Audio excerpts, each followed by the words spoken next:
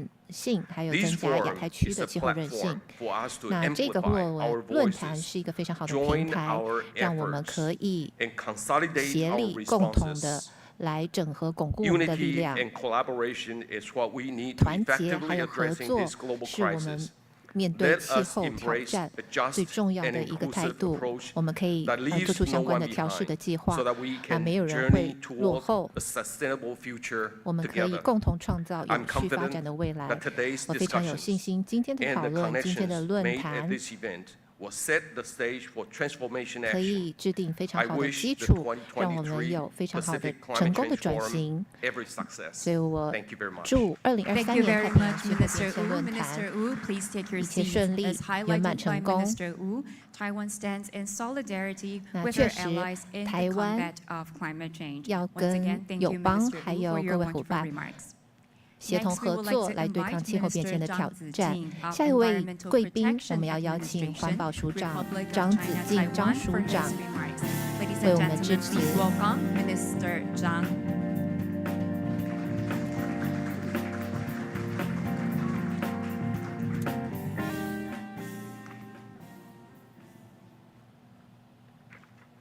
好，吴部长，我们简大使。我们图瓦鲁的法拉尼总督，帛琉的埃古斯部长，马绍尔的希克部长，诺鲁加达布部长，斐济的图布纳助理部长，在座的各位贵宾、各位女士，大家早安，大家好。好。很抱歉，因为我的中文比较流利，所以主办单位说我可以用中文说。那么，首先欢迎各位参加今天的论坛。特别欢迎我们远道来的各位贵宾到台湾来。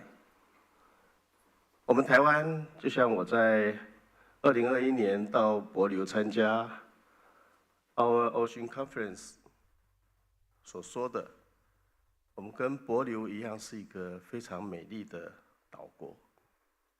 那么在那个 conference， 我们主要关心的是海洋污染的问题。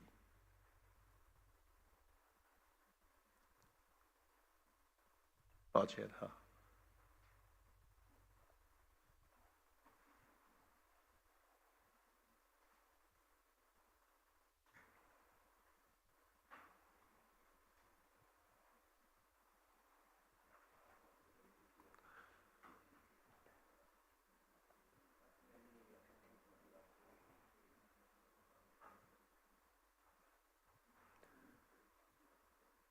那么在 OOC， 我们主要关心的是海洋污染的问题，但是其实我们同为岛国，其实面对的不只是海洋污染的问题，其实最大的挑战还是气候变迁。当然，在气候变迁，我们关心的是这个海平面上升的问题，它会破坏我们的环境，淹没我们的土地。但是其实我们台湾现在已经在面对我们的气候变迁的这些极端的天气事件。我们在这2、3年，其实我们连续就碰到了几次的所谓100年大旱。所以气候变迁其实已经在我们的身边。那么如刚刚吴部长所说的，我们蔡总统已经很明确的宣示，我们国家要在2050年达到净零排放，所以我们也在我们立法院吴委员在场哈，我们在立法院的支持，我们在今年的2月15，我们也完成了我们的法令修改，也就把原来我们有关温室气体减量及管理法，我们把它修改成气候变迁因应法。那这里面很重要的一个部分就是我们把我们的2050净零排放的目标纳到法里面去。另外，我们把我们的调试也纳到这个法里面去。那么在减量的这个部分，我们几个重要的措施，我们透过修法之后，我们预计在明年的下半年，我们开始会来征收碳费。那么我们也会来推动有关碳权的交易。那么我们的碳权交易所预计在下个月，也就8月7号，会在高雄来成立。所以我们会积极来推动我们相关的减碳的这些措施。那么为了有效的推动，达到这个目标，我们在8月22号，我们环境保护署会改制为环境部。那么在这个环境部底下，我们特别为了因应气候变迁，会成立2个单位，一个就是气候变迁署，一个是资源循环署。那么这个都是希望让我们能够真正努力去达到2050净零排放。当然，刚刚部长也提了，我们很多的因应气候变迁需要大家，尤其我们友邦大家的经验，我们共同来努力。所以今天非常谢谢大家出席今天的论坛。那么我相信透过这样的机会，我们透过经验的交换，那对于我们未来在推动我们要达到2050净零排放的目标，会很有帮助。所以最后祝各位贵宾在这个论坛能够有很丰富的收获。谢谢。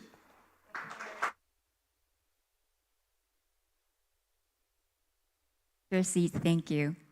And as noted by Minister Zhang, we hope that through the exchanges and today's forum, we will do better, and we will do better in achieving the 2050 net zero carbon emissions in Taiwan. Thank you once again to Minister Zhang for your remarks. Next, we would like to invite His Excellency Eugene Jian, Ambassador at Large of Republic of China, Taiwan, for his remarks. Ladies and gentlemen, please join me in welcoming His Excellency Ambassador Eugene Jian.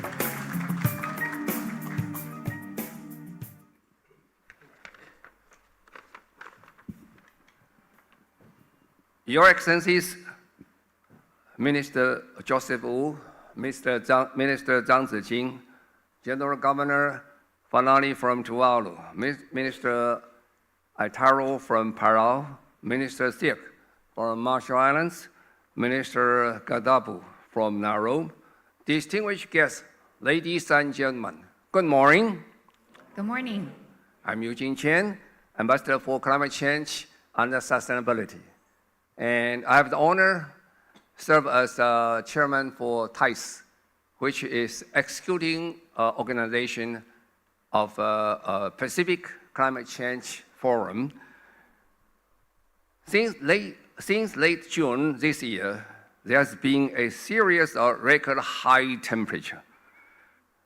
In the US, it is noted as the hottest period since 1979, while in the European Union, it is even stated as the warmest since 1940s. The 2023 Global Risk Report by the World Economic Forum has revealed that top 3 long-term risks are all interconnected with climate change, further solidifying its position as the most critical global risk in the current scenario. Notably, Taiwan has positioned itself as 18th nation to incorporate the net zero targets into legislation. Through the international initiatives, we strive to raise awareness and foster response to the climate crisis. So today, we are honored to invite all of you to witness the signing of the joint statement on combating climate change by our Ministry of Foreign Affairs with our allied nations.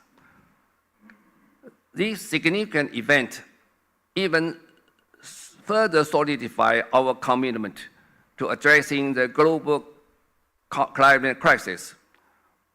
In addition to the other initiatives, we are actively promote international cooperation and advance the cause of the climate change mitigation and adaptation.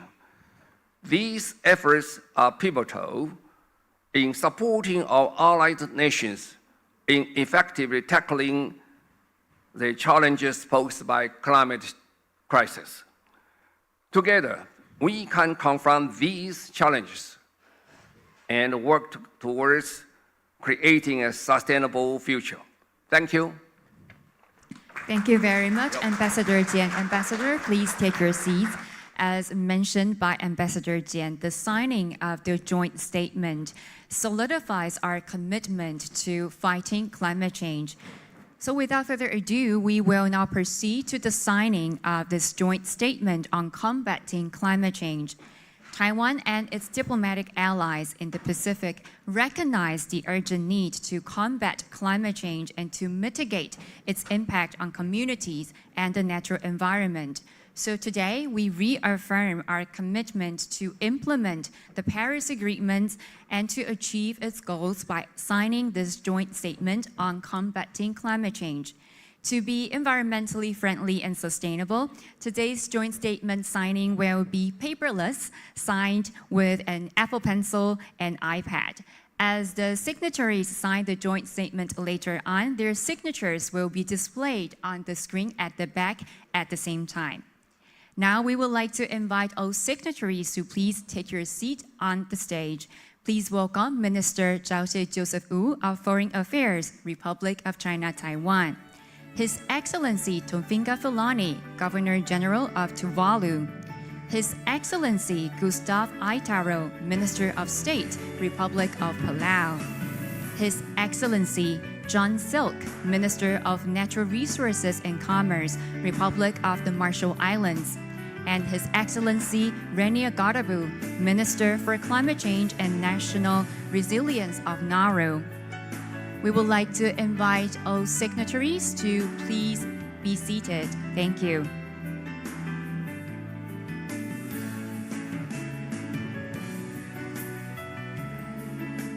Thank you very much. Please be seated.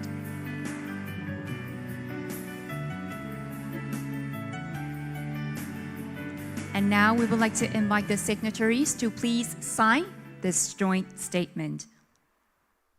By signing this joint statement, we reaffirm our commitment to achieve the mitigation goals. Please sign on the iPad. By signing this joint statement, we pledge to phase out fossil fuel use and transition to renewable energy and to enhance climate change adaptation efforts. We also hope that we can ensure that all individuals have the opportunities to fully participate and receive the benefits of these activities, which is part of our just transition efforts. And as you can see on the screen at the back, their signatures are shown at the same time.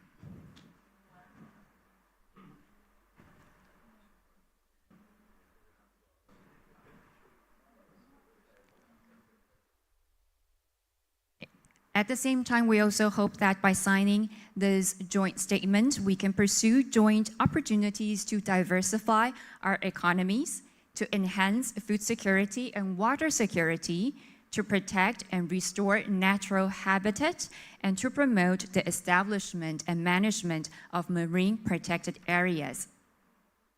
And we believe that with the collaboration with our diplomatic allies, we're able to achieve the goals set.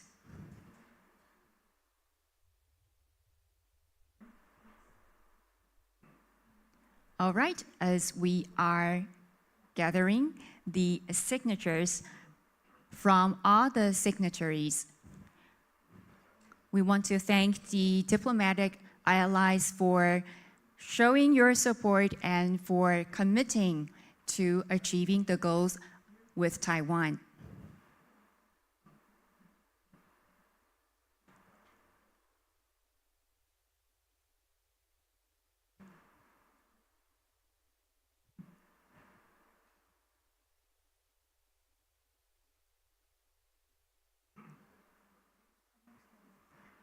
I believe we do have His Excellency Minister John Silk's signature. It's just that there's some technical issue, so we do have the signature, it's just that it's not shown on the screen.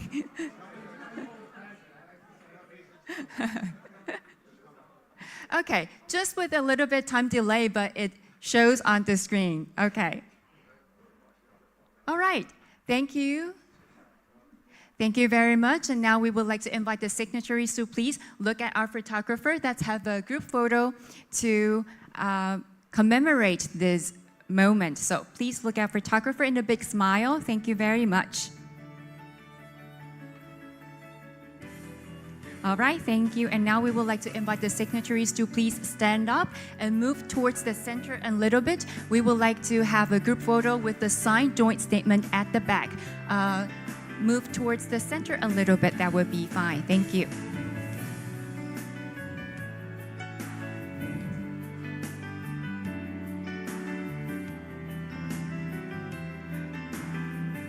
All right. Thank you, and with the flags as well. And please look at our photographer in the middle. Thank you. And a big smile. All right, can we have a thumbs up for the photo? This is a classic gesture in Taiwan, so thumbs up for the photo, thank you. Okay, thank you. Now we would like to invite you to please move toward the front of the table as we're going to invite more guests of honor to join us for another group photo. And there will be 2 rows here. The second row will be on the stage, while the first row will be 1 step down. And now we would like to invite more guests of honor to join us on stage for another group photo. Please welcome Minister Zhang Zijing of Environmental Protection Administration, ROC Taiwan, to join us for the group photo.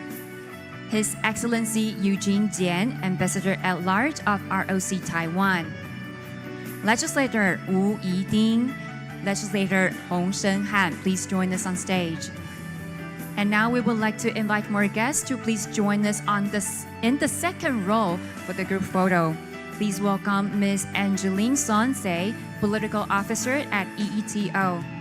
Mr. Taiichi Watanabe, Technical Advisor at JICA. The Honorable Sakiusa Tubuna, Assistant Minister to the Prime Minister of Fiji. Mr. Charles Lee, Secretary General of Taiwan ICDF. Ms. Betty Zhou, Deputy Mission Director at USAID. Mr. Chen Jiaping, Deputy Director General of the Central Weather Bureau. Dr. Eric Mole, Attaché at French Office in Taipei. And Mr. Alex Shi, Deputy Secretary General at Taiwan ICDF. Thank you very much for joining us today. And we would like to invite all guests of honor to please look at our photographer right in the middle and a big smile for the photo. Thank you.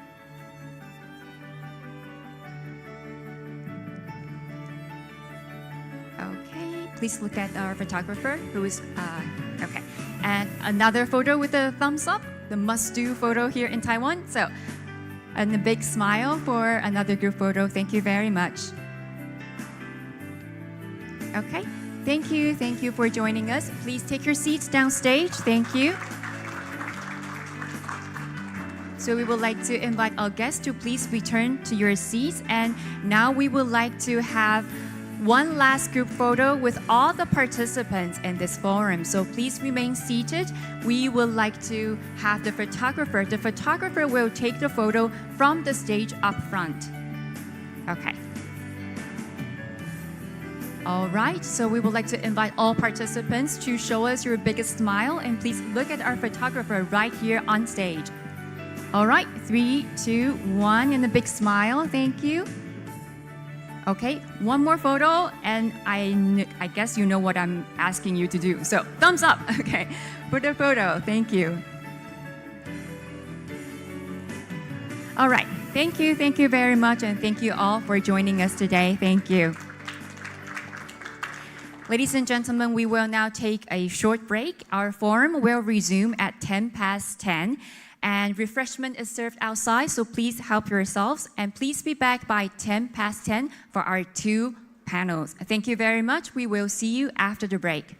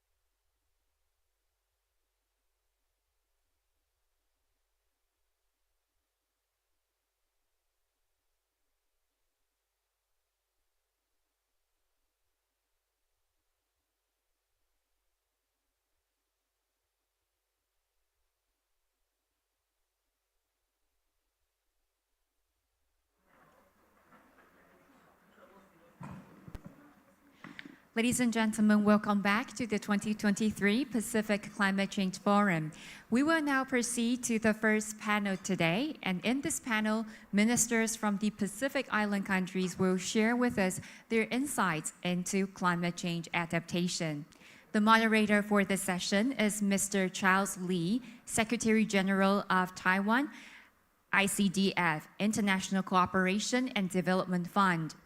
And the panelists include His Excellency Tofenga Filani, Governor General of Tuvalu, His Excellency Gustav Aitaro, Minister of State, Republic of Palau, His Excellency John Silk, Minister of Natural Resources and Commerce, Republic of the Marshall Islands, His Excellency Rainier Gadabu, Minister for Climate Change and National Resilience of Nauru, and the Honorable Sakiusa Tubuna, Assistant Minister to the Prime Minister of Fiji. I will now hand the floor to the moderator, Mr. Charles Lee. Mr. Lee, the floor is yours. Good morning, Your Excellencies, distinguished guests. We are honored today to have our dignitary from our Pacific diplomatic allies to share with us the experience and the dilemmas they face in their respective countries.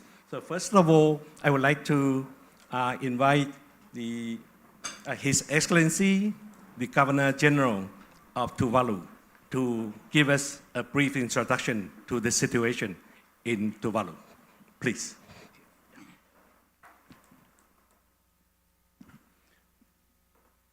Minister of Foreign Affairs of Taiwan, His Excellency Joseph Wu, Minister of EPA, His Excellency Xi Jinping, and Ambassador at Large, His Excellency Eugene Jiff, and my dear brothers from the Pacific, Talofa.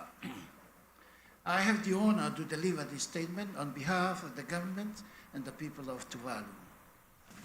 Tuvalu welcomes the opportunity to participate and engage in today's Pacific Island Climate Change Forum in order to strengthen our engagement on climate change, which for Tuvalu is the single existential threat to all of us today in our region and indeed to our world. Tuvalu, and like any other Pacific islands, the land and ocean are central to our identity, our culture, and our sustainable development, and they are susceptible to the ever-increasing threats of climate change. Co-facilitators. The issue of climate change continues to be a challenge in the lives of my beloved people, Tuvalu, and other low-lying atolls in the Pacific region. It continues to impact our sustainable development, livelihood, food security, well-being, and last but not least, our existence on this planet. These are extraordinary times, and a forum like this is befitting for us to continue addressing important issues that are of concern to us all. First, we must continue to push for global solidarity, and especially those countries with the capacity and resources to control and limit global warming below 1.5 degrees. Therefore, it is of uttermost importance that we make sure the goals of the Paris Agreement are achieved. To ensure that the adaptation approaches we take can preserve our existence and that our resilience is enhanced and increased. Tuvalu's commitment to 100% renewable energy by 2030 saw the further installation of solar PV with battery storage on the outer islands and the main islands. These projects are very important to our national determined contribution NDC. Given our special circumstances, Tuvalu continues to rely on durable partnerships from the global community in finding ways to further reduce greenhouse gas emissions. Our lives depend so much on the ocean and its resources. The ocean provides food security for our people, and fish has not only been an essential part of our stable diet, it also gives economic benefits for our local fishermen. The Tuvalu Fisheries Department Cooperative Plan for 2023 to 2025 prioritizes the sustainable management of ocean fisheries.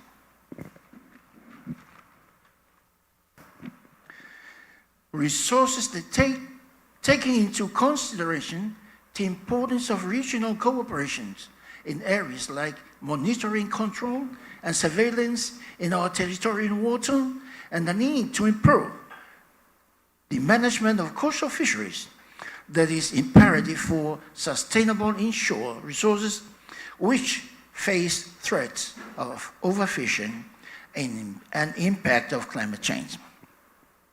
Therefore, the protection of our marine resources is crucial, and we need to take concrete actions to promote the conservation and sustainable use of our oceans and their marine resources. We must never give up hope on the global community. Therefore, we continue to seek durable partnership as we work collectively and responsibly to address climate change for the well-being of all humanity. At this point in time, let me reaffirm again Tuvalu's commitment to supporting Taiwan's participation in the United Nations Framework Convention on Climate Change, because we see Taiwan as a vibrant democracy, always ready to support and lend helping hand to countries like Tuvalu at the forefront of climate change. Last but not least, I wish to take this opportunity to thank the organizers of this forum and everyone for their contribution today as we continue to tell the world that climate change remains the single existential threat to the survival of my people, your people, and the people in the whole world. 谢谢 Faraftailasi Tuvalu Modetua. Thank you so much, Your Excellency. Now we would like to see a short video. It's pre-recorded by the Honorable Minister Saif Penyu, Minister of Finance of Tuvalu. Mr. Chairman, Excellencies, my Pacific colleague ministers, Talofa and greetings from sunny Tuvalu. I am Saif Penyu, the Minister of Finance and also the Minister responsible for climate change from Tuvalu. Obviously, I know that we all agree that the climate change is an existential threat to the Pacific. For Tuvalu, it is a national security concern. It is a matter of survival for our country, our sovereignty, our identity, our heritage, and our culture. So we need to do something about it. For us in Tuvalu, we have, for many years and decades, implemented a number of adaptation program measures. However, a number of them are not addressing the issue, or they are not permanent, in the sense that they can last many years and protect our country from the impacts of sea level rise in particular. And from what science and evidence tells us, the sea level is actually rising. And the forecast is that the global emissions, that by the year 2050, so in a matter of 30 years' time, much of our land in Tuvalu and on the main capital island, Funafuli, over 60% would be flooded. By the year 2100, the end of the century, all of the land in Tuvalu would be uninhabitable. That is the worst case scenario that we need to plan for. So going forward, we have now implemented a small-scale land reclamation project under TCAP, the Tuvalu Coastal Adaptation Program, funded by Green Climate Fund and implemented through UNDP. That project seeks to provide some pilot demonstration coastal protection programs in 3 of the islands in Tuvalu. However, we seek to expand on that coastal adaptation program through a long-term adaptation plan, LTAP. The LTAP is a large-scale land reclamation and raised land reclamation program in Tuvalu that would be an integrated resilient development program that would seek to be able to accommodate a number of major development projects and initiatives, as well as to relocate our new airport and build a new wharf facility, and would also accommodate many of our people.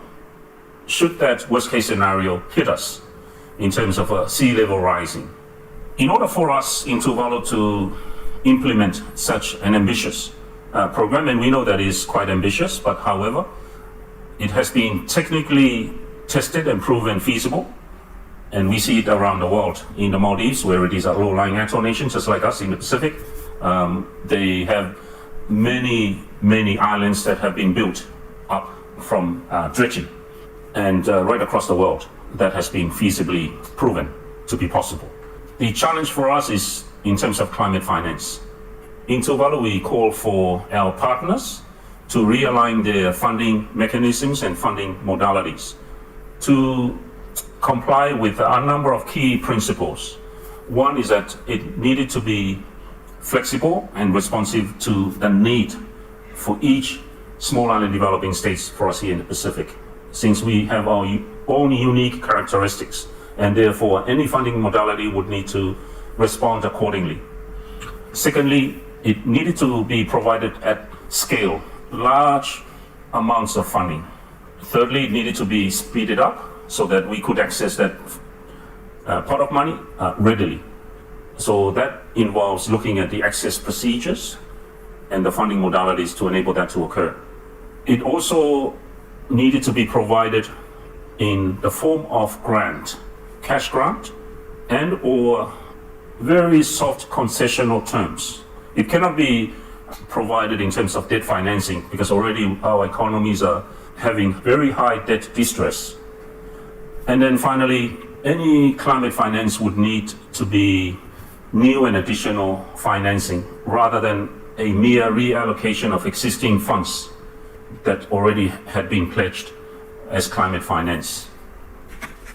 So those are, we feel from Tuvalu, the main issues that we as a group from the Pacific and the small island developing states would need to push at the international level through not only the COP, but in various other financial, global financial mechanisms.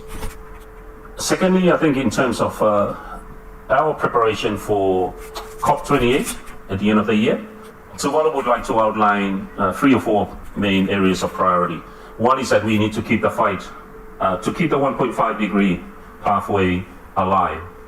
And in order to do that, and there goes my second point, we need to push hard to ensure that fossil fuel is phased out in the COP outcomes document. Then thirdly, we need to push for a just transition away from fossil fuel reliance to renewable energy and towards a low carbon economy. And obviously the priority on climate finance and adaptation, which I have spoken to at the beginning. So I would like to extend the invitation and to welcome my colleague Pacific ministers and your respective governments to join us in support of these various climate change initiatives, and also to work in conjunction with the sets for our priorities towards COP28. With that, Excellencies, I thank you for listening, and I thank you for your attention. Fakhtailas. Mr. We Chairman. now understand more about the situation and challenges that the Tuvalu is facing, very similar to us, actually. So the following speaker will be the Honorable Gustav Aitalo, Minister of State, Republic of Palau. Please.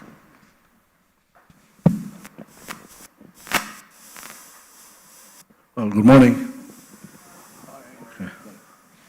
Your Excellencies, ladies and gentlemen, Ali, and I bring greetings and very warm tidings from the Republic of Palau.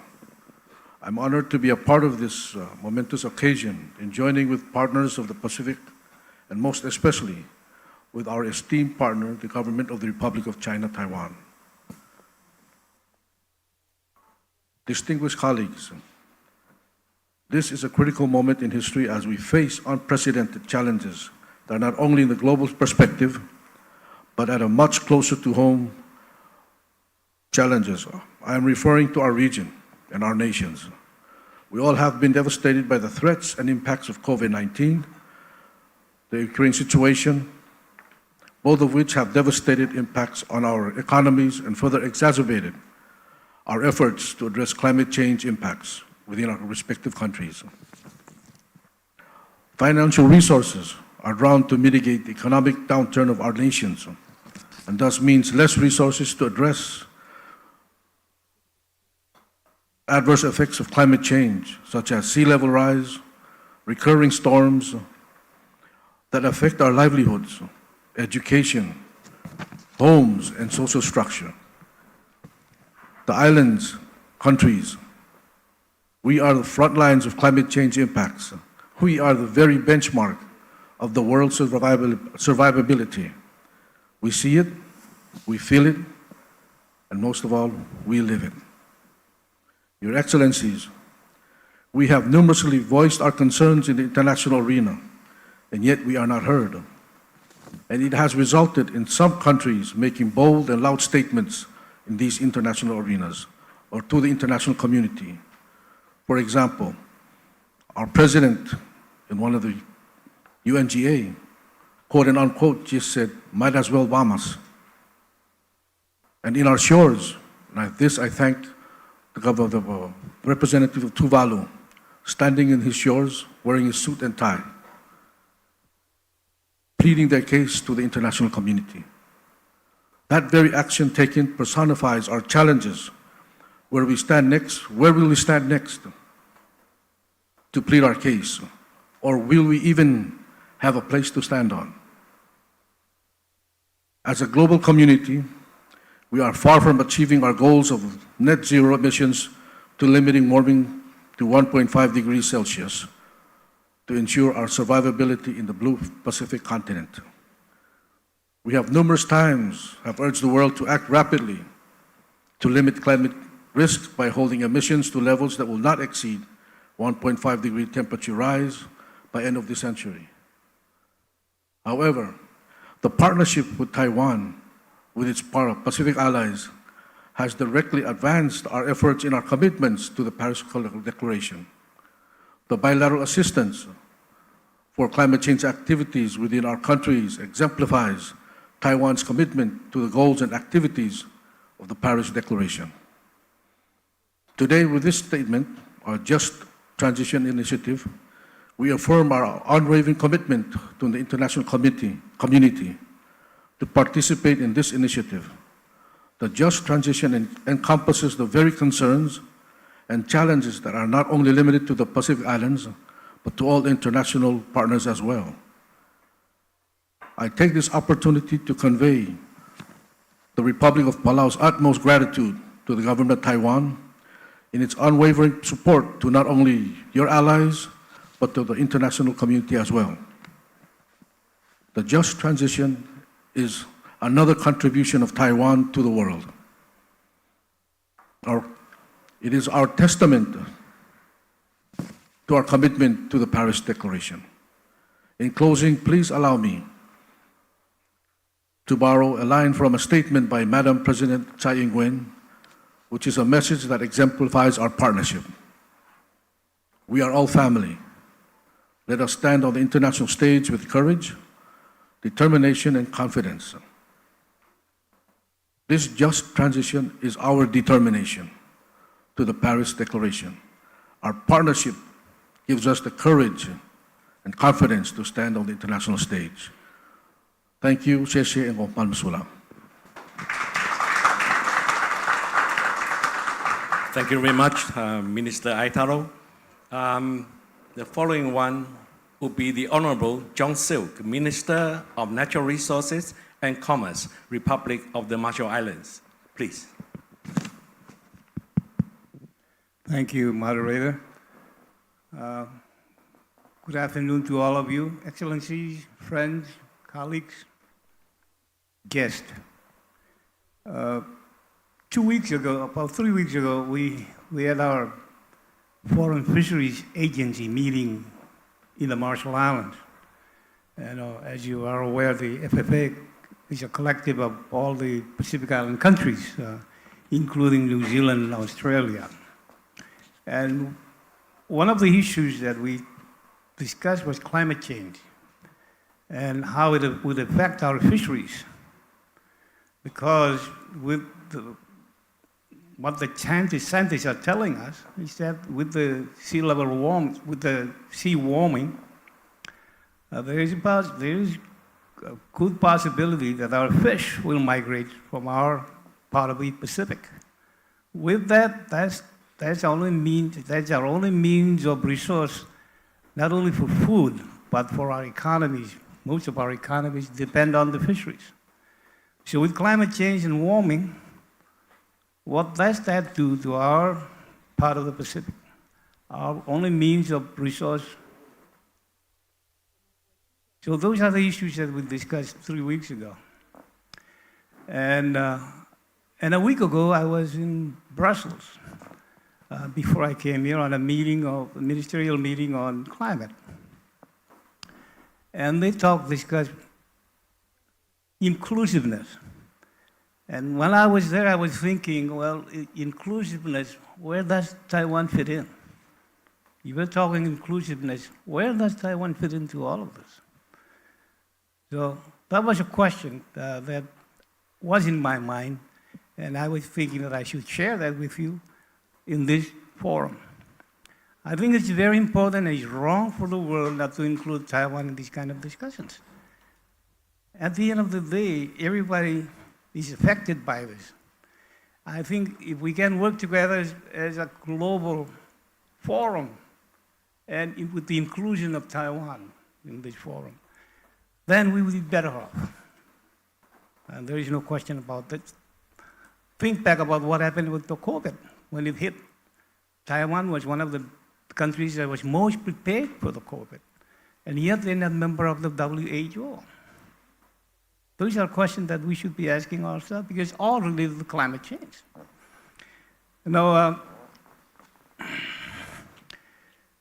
but in the end of the most important thing is that we can only do so much, especially small island states in the Pacific, but without the financing. Let me give you an example. The Marshall Islands, we're trying to build seawalls. To build walls around, especially our burial grounds, because every time there is a high tide, the water comes in and dig up some of our graves and float them into the lagoon. Our bodies are flowing into the lagoon. So we need seawalls. And we can only do so much without the financial support of the world community, and especially those big emitters who have promised to give the financing, but have failed. Then, of course, at the end of the day, who suffers the most? Those countries that had nothing to do with pollution, polluting the world. So those are the issues that I think we should be discussing here and in the bigger forum, world forum. But, you know, I have some notes here. You know, we have been pushing for adaptation, progress in the, now I need my glasses, I'm sorry. Forgot that. I thought I'm still young. Actually, I'm not that young anymore. But actually, like I was saying, we have been pushing for adaptation progress to be assessed according to the national priorities and processes of our individual countries. But again, without the financial support of the world community, we can only do so much.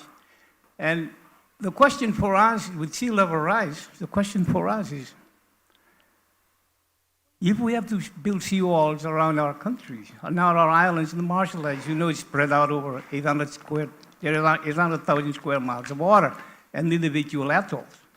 It's like Tuvalu and other countries in this part of the world. So at some point in time, this government or the next government would have to decide which islands to save and which islands to just let go, because you can't afford to build seawalls around all the islands in the Marshall Islands. So that's going to be a very big dilemma for decision makers at that point in time, because in our culture, you inherit your property, your land, through your mother. And so I'm not about to say, well, I can let go of my island because I can save this island. I can't make that decision. It's going to be a very tough decision for all of us.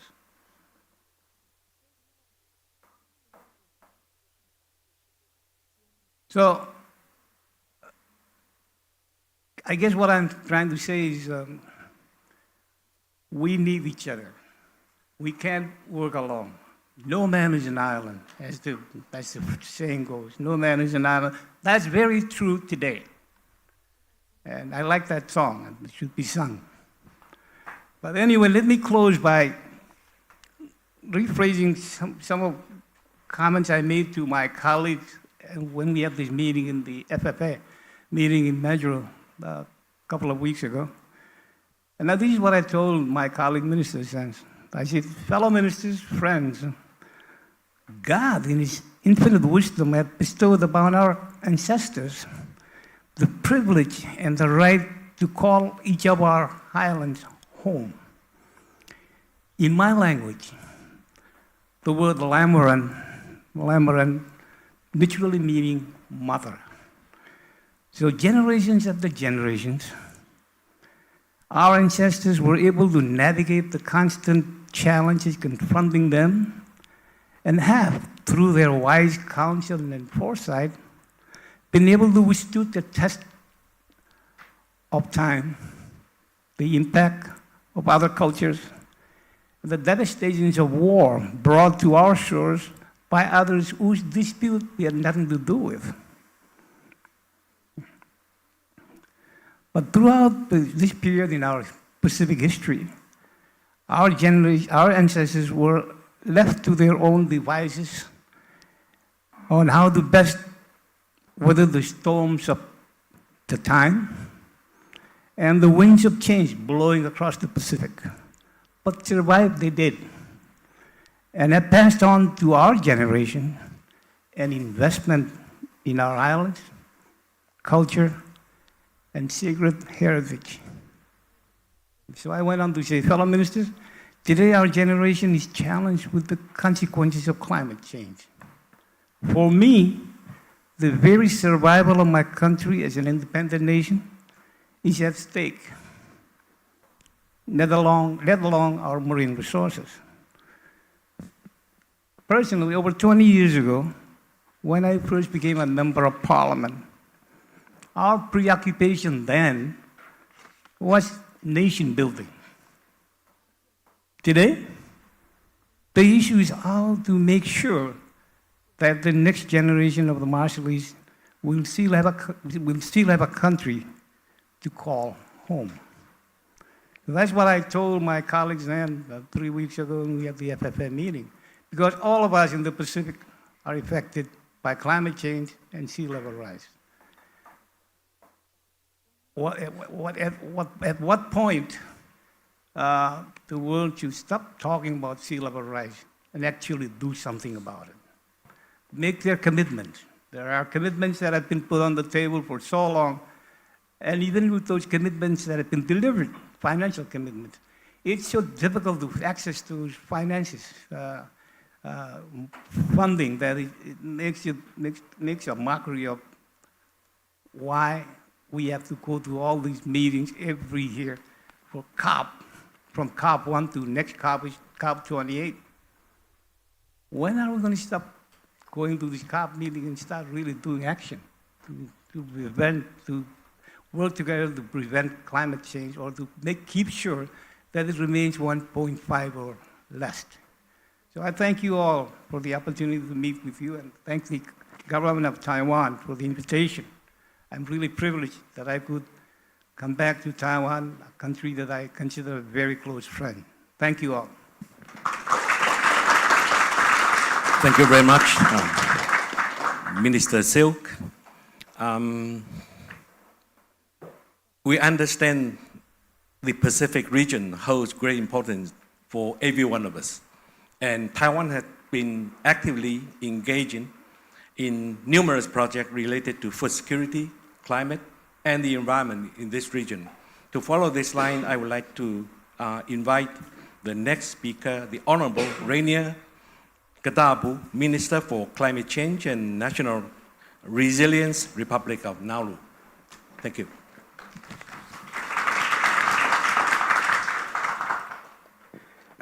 Mojoran, that is good morning from Nauru, in our Nauruan language. Excellencies, colleagues, friends, and families. I have written remarks right here, which my team at the back wrote. I will deliver that very soon. But I would like to open my remarks with regards to what we just recently heard from Minister Silk from Marshall Islands. And it's that topic about inclusiveness. I used to be based at the UN from 2014 to 2019. I was there for the development of, the Paris Agreement. I was there for the development of the SDGs. And both of these international documents that the world was meant to be following, all it talks about is inclusiveness.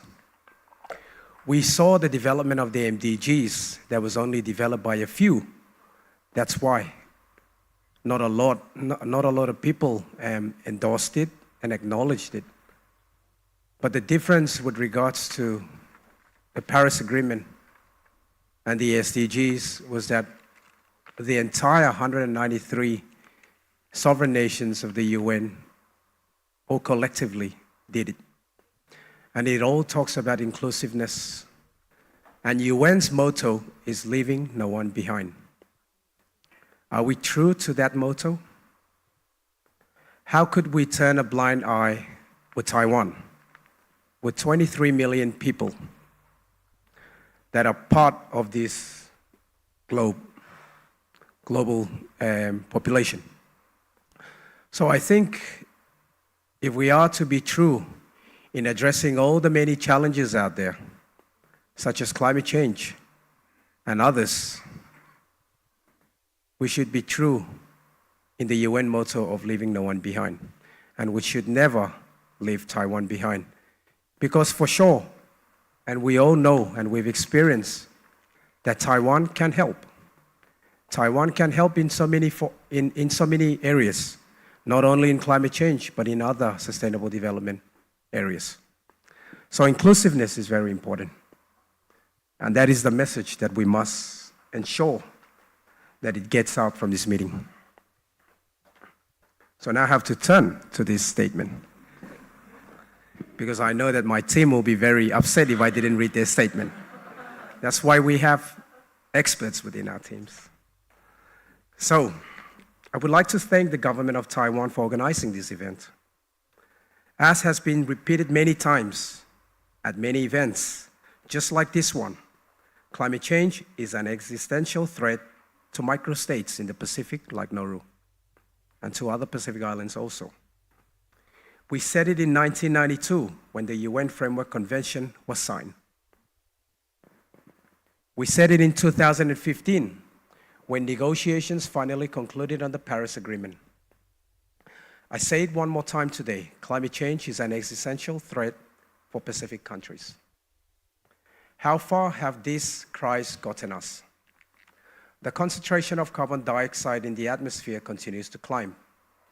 Just this month, the planet, the only planet that we live on, registered its hottest strings of days on record. And heat waves, fires, and floods are today ravaging countries around the world. But no countries are more vulnerable than the Pacific Island countries.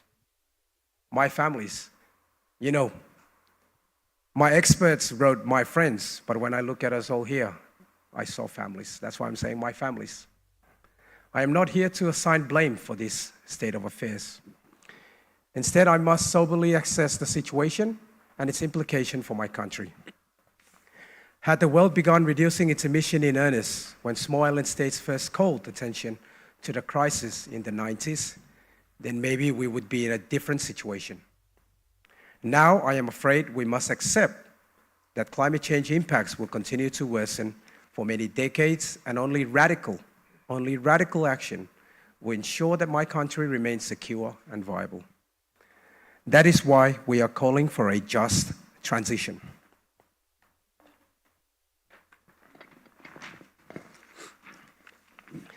The joint statement we all announced today lays out how nothing less than a comprehensive vision for economic and social resilience is needed in microstates. The components of a just transition are very clear in the statement: renewable energy and zero-emission transport, resilient infrastructure, economic diversification, food and water security, and restoration of our terrestrial and marine ecosystem. All of this must be enabled by focused capacity building and access to what we have heard many times, necessary financial resources. This is the scale of action that Pacific Islands require to weather the impacts of climate change and to thrive in a decarbonizing global economy. And in Nauru, we already have a plan. It is called the Higher Ground Initiative. Much of our housing and critical infrastructure will need to move away from low-lying coastal areas due to sea level rise. We also face an acute housing shortage, which has led to severe overcrowding. With the Higher Ground Initiative, or HGI for short, the Republic of Nauru has set out to reclaim the higher elevation interior of our island, degraded from phosphate mining, and to build a more resilient and sustainable future. We are working with an international team of urban planners, architects, scientists, engineers, and economists, and recently completed a whole island master plan, as well as a detailed site plan for our first smart village.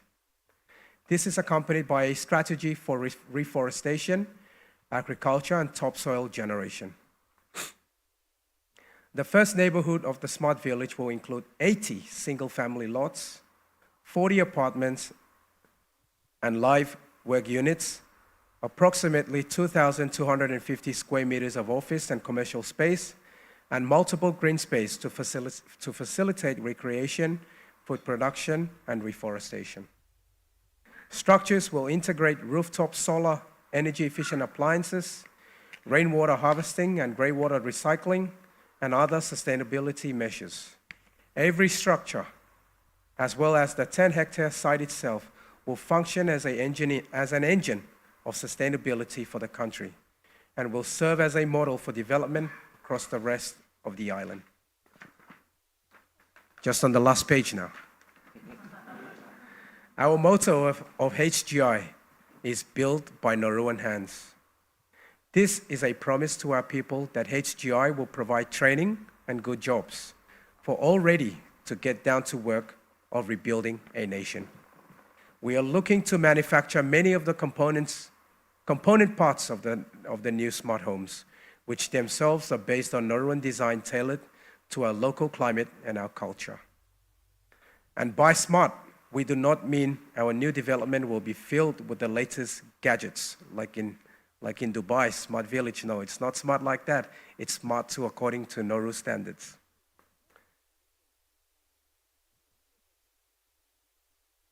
We say it's smart because everything has been designed to be affordable, resilient, durable, and able to be built and maintained by our own workforce. It is far too limiting to call HGI an adaptation strategy to climate change, though it certainly is.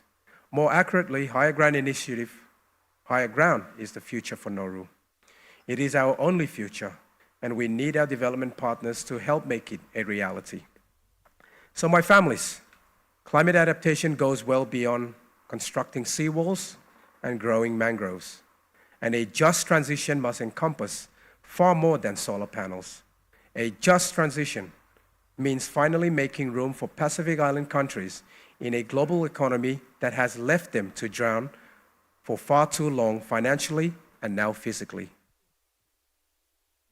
At its heart, a just transition is about preserving and strengthening security. Threats to security can come in numerous forms, as Taiwan appreciates, whether it be from another military or another greenhouse emission.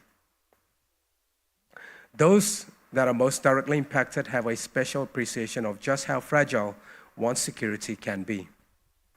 Therefore, I must once again thank Taiwan for answering our call and agreeing to jointly develop a new fund to finance a just transition in our Pacific Island countries. I look forward to the announcement of this landmark fund at COP28 and ask that our other development partners consider making a contribution so that our just transition can begin in 2024. I thank you. Te Wakar. Thank you very much, Minister Katapu. Now we come to the last panelist, the Honorable Sakusa Tupuna, Assistant Minister to the Prime Minister of Fiji. Please.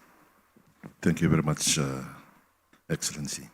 Excellencies, Honorable Ministers, ladies and gentlemen, it is a privilege to be here this morning to be part of this panel.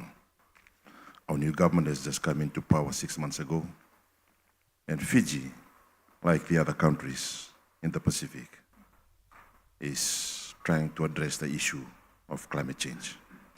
As you're aware that Fiji was one of the first country that signed the Paris Agreement, and also we have enacted a law on climate change to address the issue of climate change.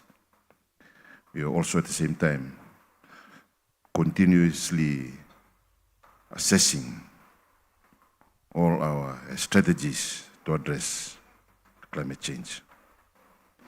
Loss and damage, I think in the COP28, one of the issues that we will be pursuing further is on another loss and damage. And as most of the countries in the Pacific have also emphasized the need to continue the fight on loss and damage. The loss and damage experienced by Pacific Islands in the wake of disasters events because of insidious, slow onset climate change impacts erodes development gains, drives up indebtedness, and increases our exposure to outside influence. We hope we can continue to put in place robust cooperative measures which holistically address climate change threats, regional security, and our socio-economic development priorities. Over the past decade, Fiji has been required to proactively engage with the reality that many coastal communities vulnerable to climate change have limited in situ adaptation options and requires relocation. Our leadership on this challenge has been simply the reality of the need and the actions required. The establishment of Fiji's Climate Relocation Communities Trust Fund in 2019 is often cited as one of the best examples of this kind of intervention. Fiji has relocated 6 communities since 2011, costing up 3.6 million Fijian dollars. On the wait list are 42 other communities that have requested to be relocated due to the sea level rises, coastal inundation, coastal erosion, loss of livelihoods, and damages to infrastructure and assets. And we are actively seeking support on this area. On rural electrification, the Fiji government established a Fiji Rural Electrification Fund in 2017 to provide reliable and renewable electricity for rural Fijians. So far, we have identified 300 rural communities with renewable energy solutions to the remaining 44% of Fiji's rural population currently without electricity. In the areas of maritime, transport, these are the lifeline of our national economy. With over 300 islands and limited aging ships in the private sector and government fleets, we need to ensure that any upgrades and investment results in reduction in domestic maritime shipping emissions in keeping with our NDC targets. On Beyond Oil and Gas Alliance, we noted the message that came from Honorable Seve Painu from Tuvalu. Beyond Oil and Gas Alliance, BOGA is an international alliance of government and stakeholders working to facilitate the managed phase-out of oil and gas production.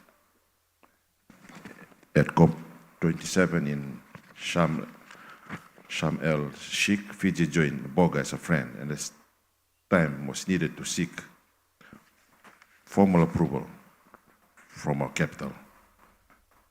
We have attended a few of these meetings with our Pacific Island countries with a view that most other countries will join us in this fight.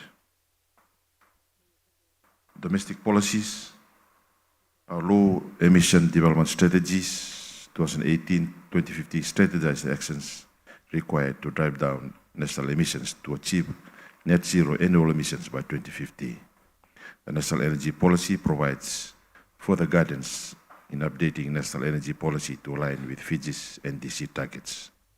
For example, Fiji aims to contribute to transport decarbonization by ensuring that 50% of the government's fleet is transition to low or zero carbon by 2030. The Climate Change Act 2021 mandates reporting of bulk sales of fuel, specifies preparation of a transport decarbonization implementing strategies, and to decarbonize transportation sector by 2050.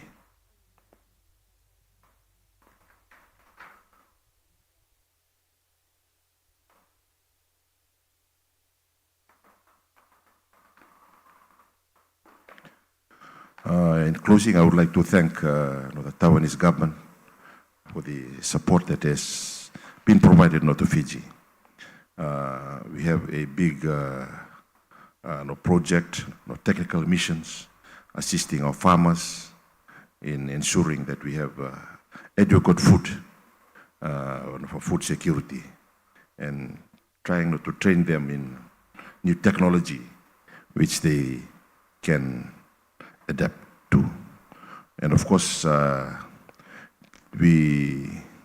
of the things that I've found out is need to empower our local communities in using local resources that they have, so that they can adapt to and also to mitigate against climate change, instead of waiting for financial support.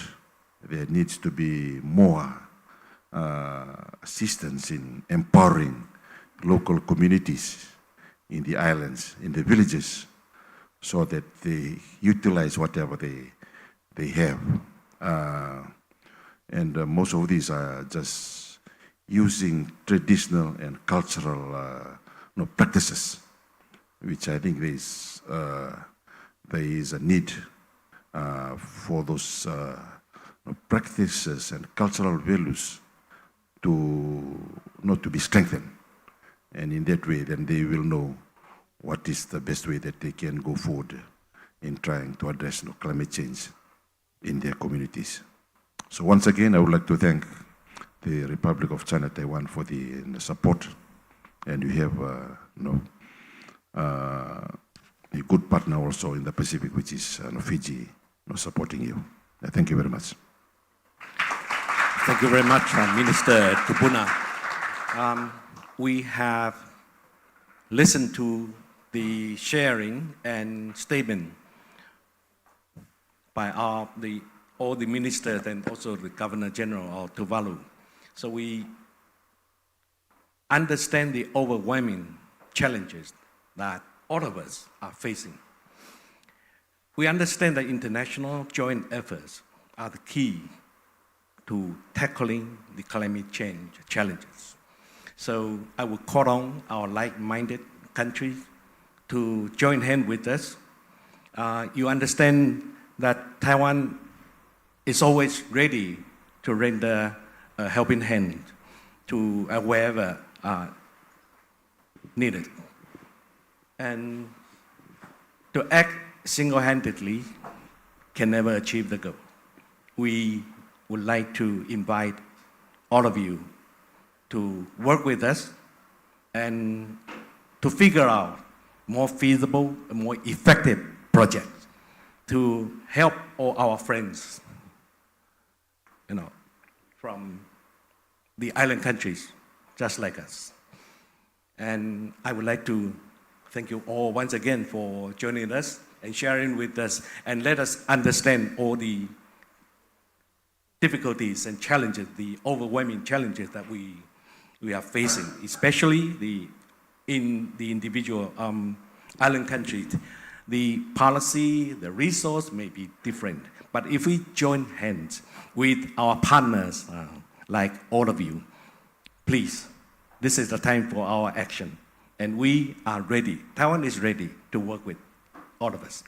Thank you very much. Thank you. Thank you very much to Mr. Lee for moderating the session for us, and thank you to all panelists for sharing with us your insights. We would like to invite all panelists and the moderator to please stand up and move towards the center a little bit for a group photo. Thank you very much.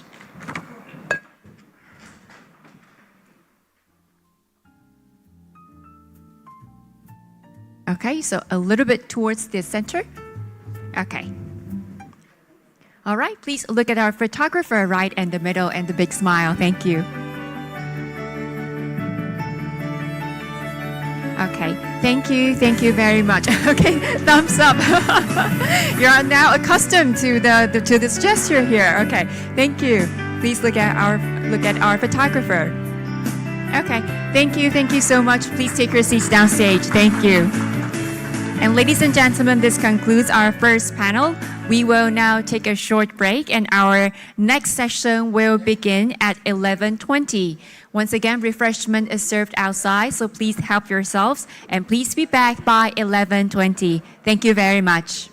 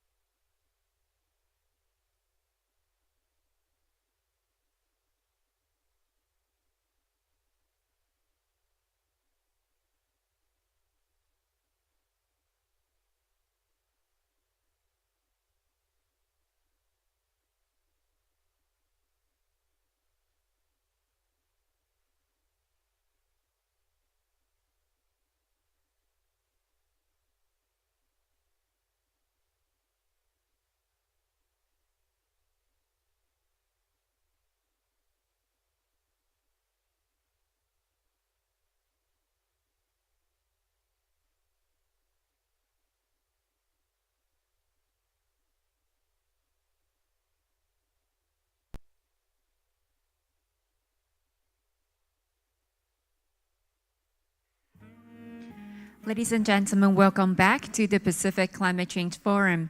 We will now proceed to the second panel today, and the topic of this panel is constructing global climate change adaptation partnerships through international collaboration. The moderator for this session is His Excellency Eugene Jian, Ambassador at Large of Republic of China, Taiwan. And the esteemed panelists include Ms. Betty Zhong, Deputy Mission Director for the Pacific Islands and Mongolia, U.S. Agency for International Development.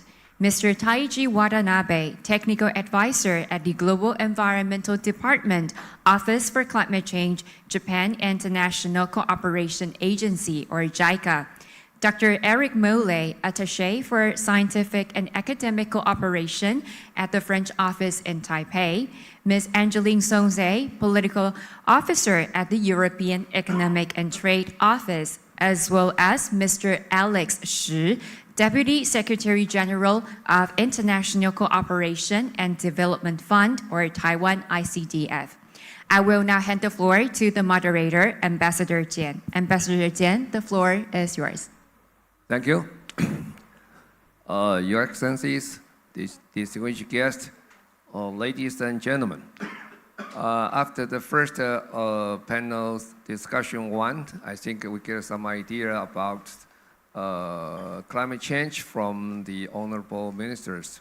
I think the first one is how to build the resilient country. The second one is in order to have the build a resilient country, we need some action.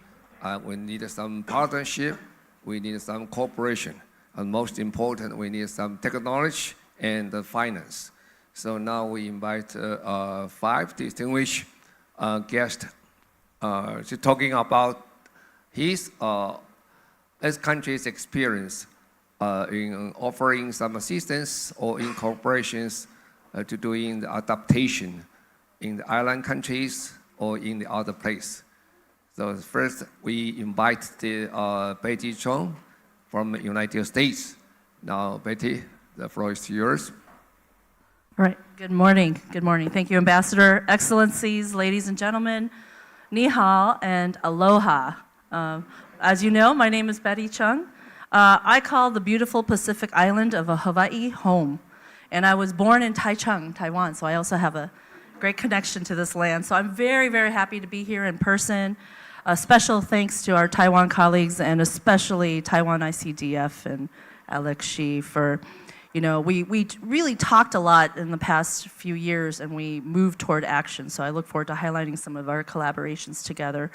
But, as the Honorable Minister from Nauru noted in the prior panel, I look out at this audience and what I see is a Pacific family. And so if we remember that and see how we can work together this year, I think that's a wonderful theme. I've been in this position covering USAID programs for over a year now. Oh, sorry, I'm not very good at PowerPoint. Let me see if that works. Oops, oh, sorry. Let me just have that in the background. I've traveled on average in the past year since travel opened up after COVID-19 once a month. I've been to 8 out of the 12 countries, Pacific Island countries that I cover, as noted behind me. I've also been to Canberra and saw the Office of the Pacific, very impressive DFAT office there, as well as Mongolia. The other, if you have a Mongolia connection, I'm happy to talk about it with you during a break. But traveling in the post-COVID world, you really see the importance of people and relationships. And I think it's wonderful that we can all Zoom and we can call in and it's easy, but there is nothing to replace meetings like this where we're meeting in person, and then we can continue our relationship online. So I think that's so important. And I also recently just arrived back from a long trip in Fiji, Samoa, and the Solomon Islands. And in the Solomon Islands, I got to go to the outer province of Malaita. It was very remote. Some of the things we talk about here on rural and remote communities, when you see it firsthand, it is different. Similar to climate change. When you're standing in Majuro Atoll and you're seeing the ocean to your left and your right, and it is completely different from talking about it. So I highly encourage you to, if you're not experiencing it in your own countries, really, really go and visit these nations and see what are their people facing, and how can we work with them to really deliver together. And that's one of the huge messages. You know, my team, similar to other teams that wrote me all these talking points, but I just want to kind of go off the cuff in the sense that, and hope that we can continue with additional conversations. But the United States, through the U.S. Agency for International Development, we're a big government. So USAID is similar to AusAid and New Zealand Aid and Taiwan ICDF. We're the development assistance and humanitarian arm of the United States government. But we have a lot of agencies, US government agencies, that work in the Pacific Islands and the Pacific in particular. But for Palau, Marshall Islands, Micronesia, we have a special relationship with those 3 northern Pacific countries because of the compact agreements. USAID is not the lead development assistance arm there, it's the Department of Interior, but we have people there.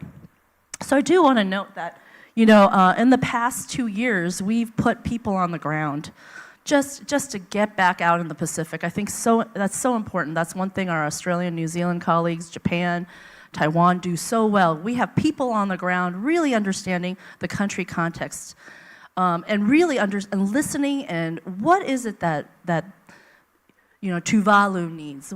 How can we intervene and partner with Tuvalu to push some action that's effective? And so, you know, so we have people in the North Pacific now. We have a robust team in Papua New Guinea and Fiji. We have one guy in the Solomon Islands, but we hope to hire a Solomon Islander. But, you know, you might have seen in the news that USAID, as part of President Biden's commitment to the Pacific Islands, we are going to increase our presence in our programs. So in mid-August, we are planning reestablishing our mission in Suva, Fiji. Currently, the team of 2, which increased to 4 this month, will hopefully be a team of 30 by 2025. Our team of 10 in Papua New Guinea will hopefully be 20 to 25, also by 2025. So that is our plan, as well as additional people in the Solomon Islands, in Palau, Micronesia, Marshall Islands. If we get someone in Vanuatu, great. If I could get someone in Samoa, great. It really depends on you know, funding. But we do have the increase in funding for the Pacific Islands has increased over the years. There's a great commitment to partnering in those countries in particular. So, you know, I think that would be the big theme. I've heard about inclusiveness.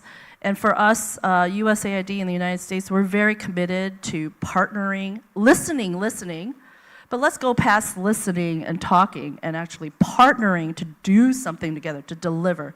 Let's deliver together. And that is one of the themes that my team is particularly focused on in the Pacific Islands. And one of our sort of North Stars is I attended the SPC conference in Vanuatu last November. And I was so inspired by Palau's Minister of Agriculture, Fisheries, and Environment, Stephen Victor. If you haven't met him, try to talk to him. Wow. He's just representative of one of the many amazing people throughout the Pacific Islands who are, and some of whom we heard earlier today, really talking about the urgency and the existential threat of climate change and environment and food security on their people.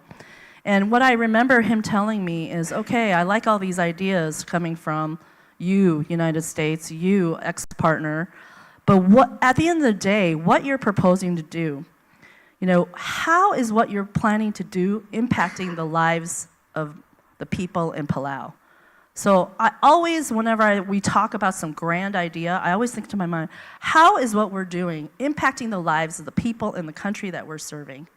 That is the test. If there is real impact, if we're really making a change on the community level, on the provincial level, on the national level, great. And I think the Pacific is large. There's a lot of things we could do together.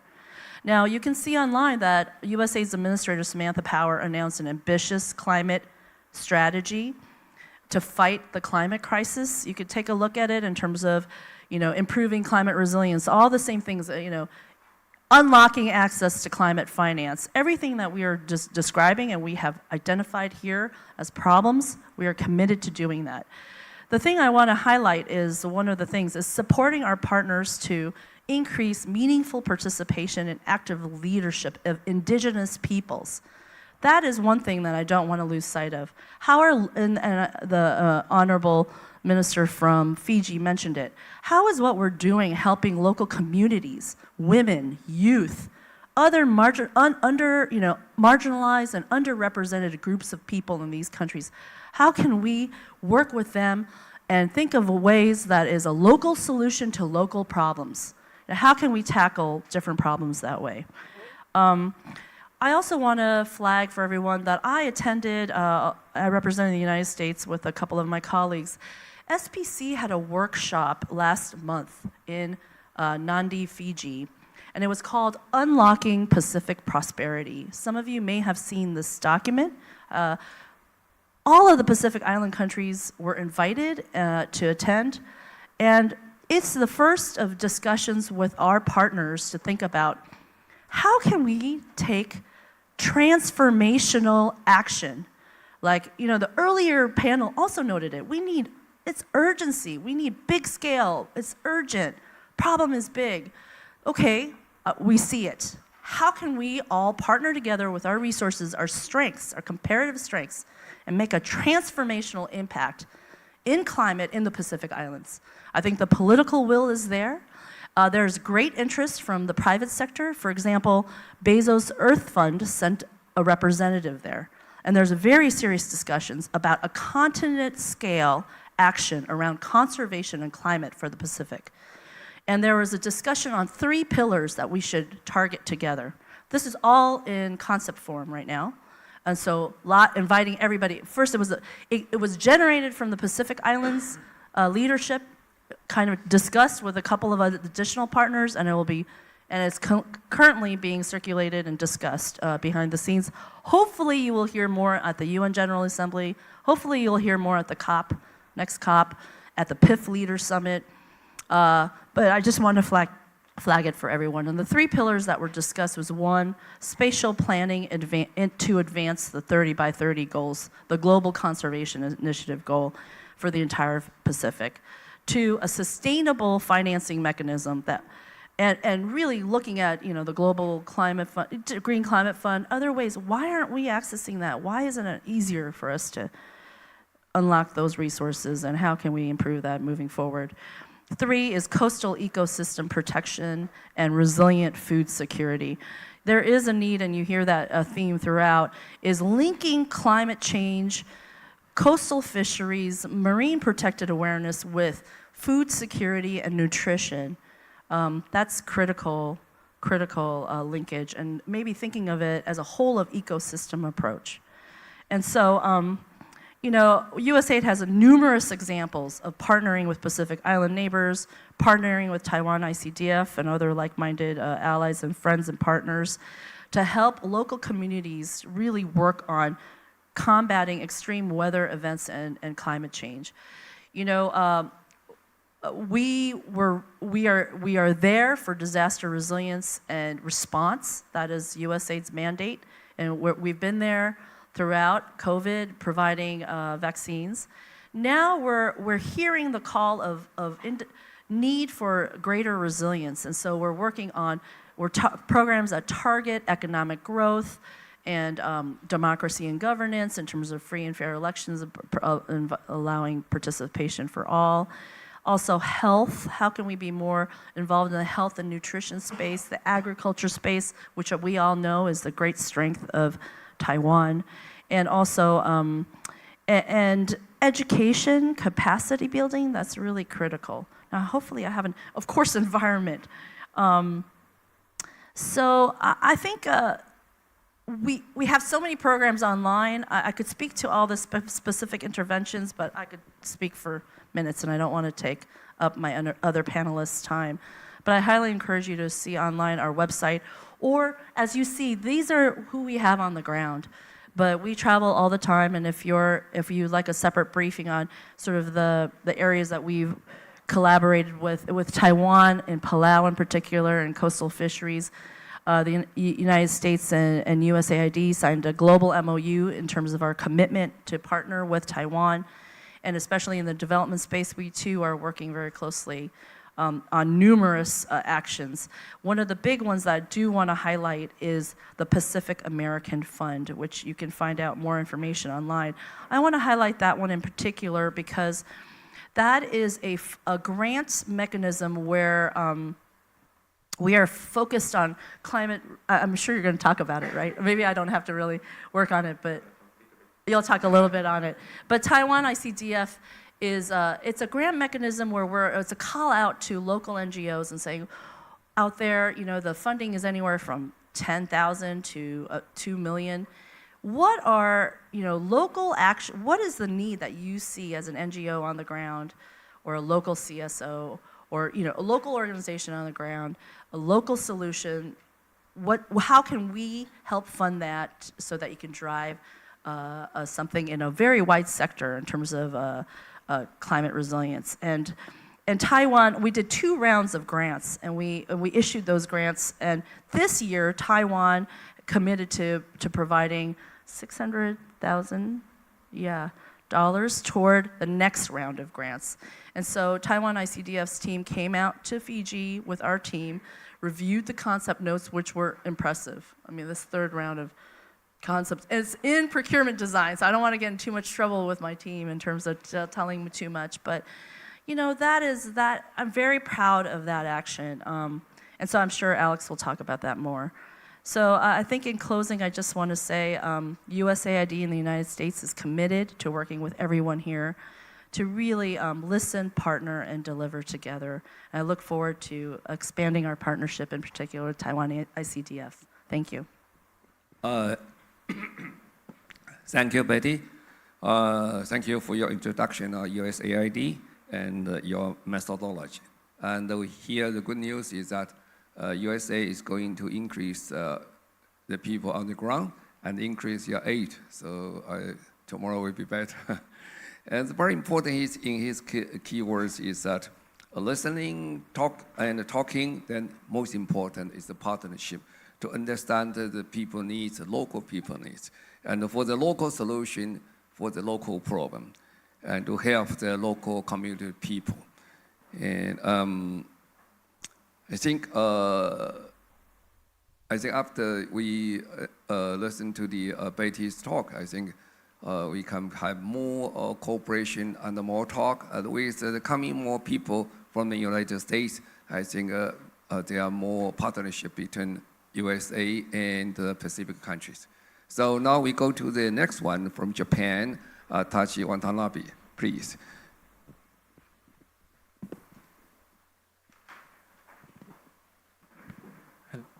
Hello, can you hear me? Is that working?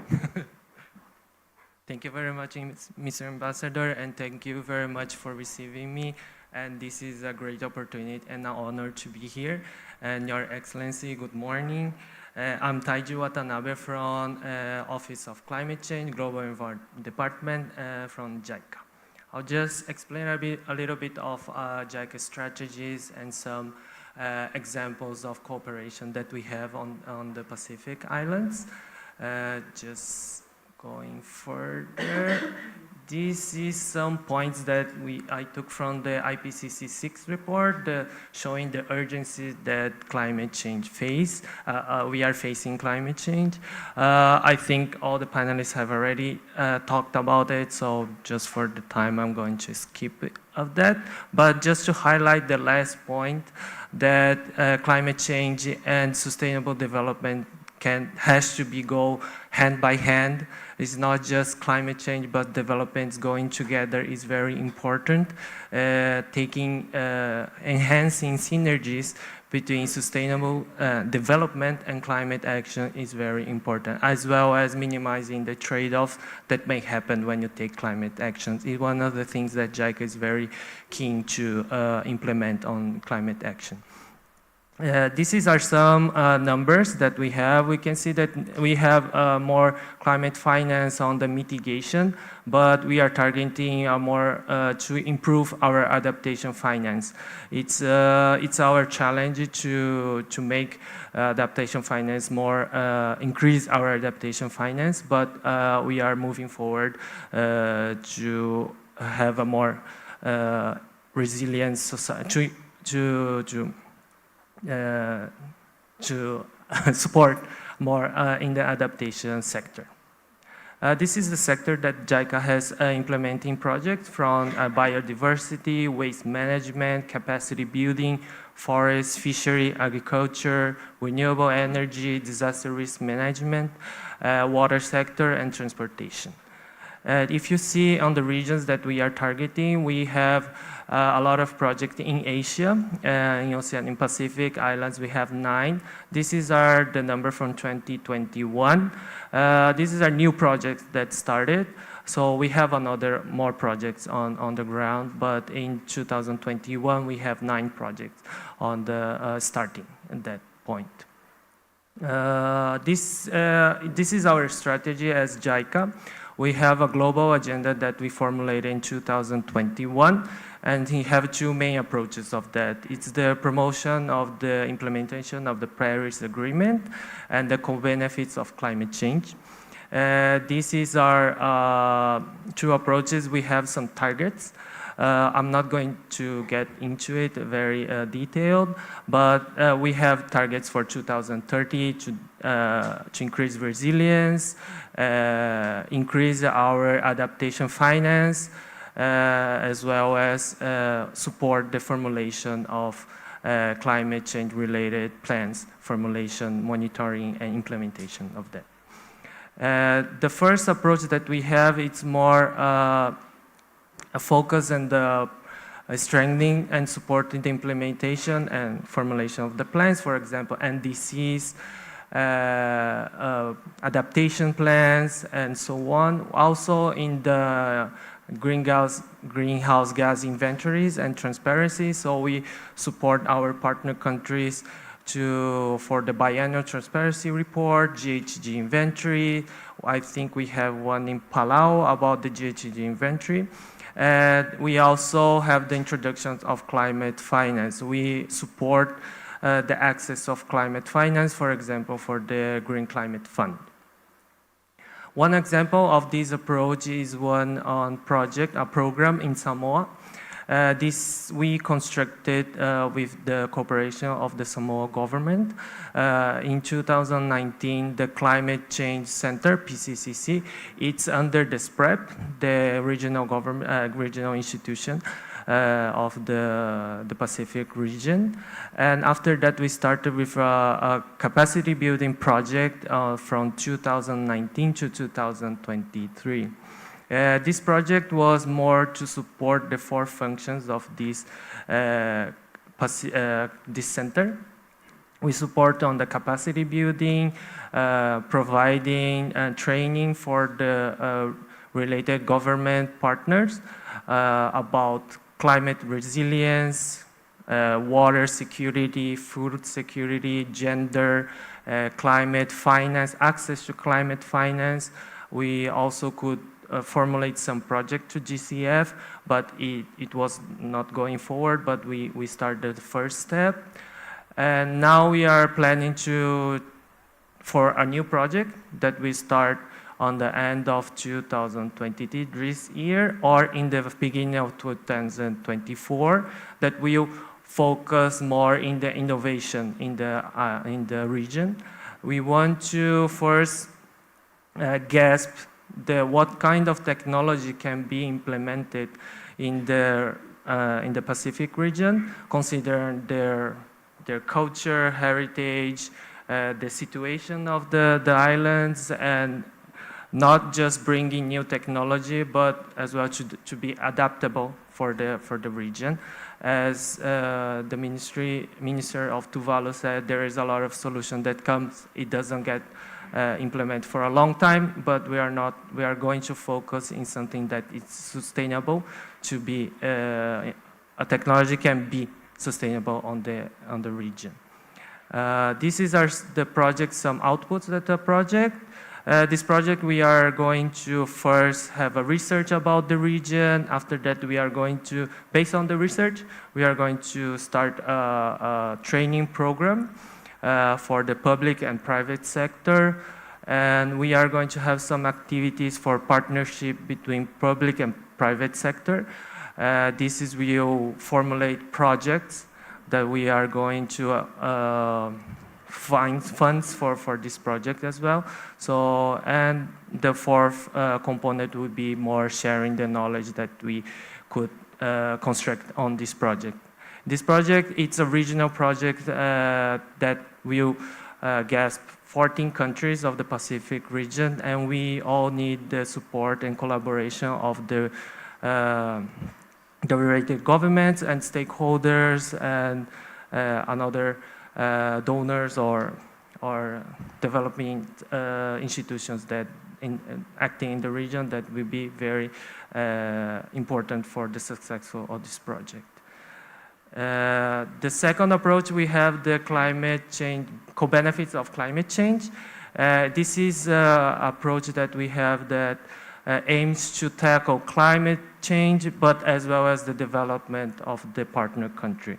So we are not just focusing on the climate change, but as well on the development, on the natural environment, biodiversity, and maximizing the synergies and minimizing the trade-off that may happen. So this is a very integrative approach and very inclusive approach that we are taking steps forwards. And how we are going to do that, we are analyzing all the effects that the one climate action can have with another sustainable development goals. So we have, this is a very little letters, but in the blue we have the SDGs goals. But in green, you can see the synergies that can have with the development issues. And in yellow, you may have trade-offs, may have synergies. And the orange one, you have trade-offs. So you can see that there is a lot of synergies between climate action and development. So we are going to pursue and maximize these synergies, as well as minimizing the trade-off when implemented. So we have taken this integrative approach.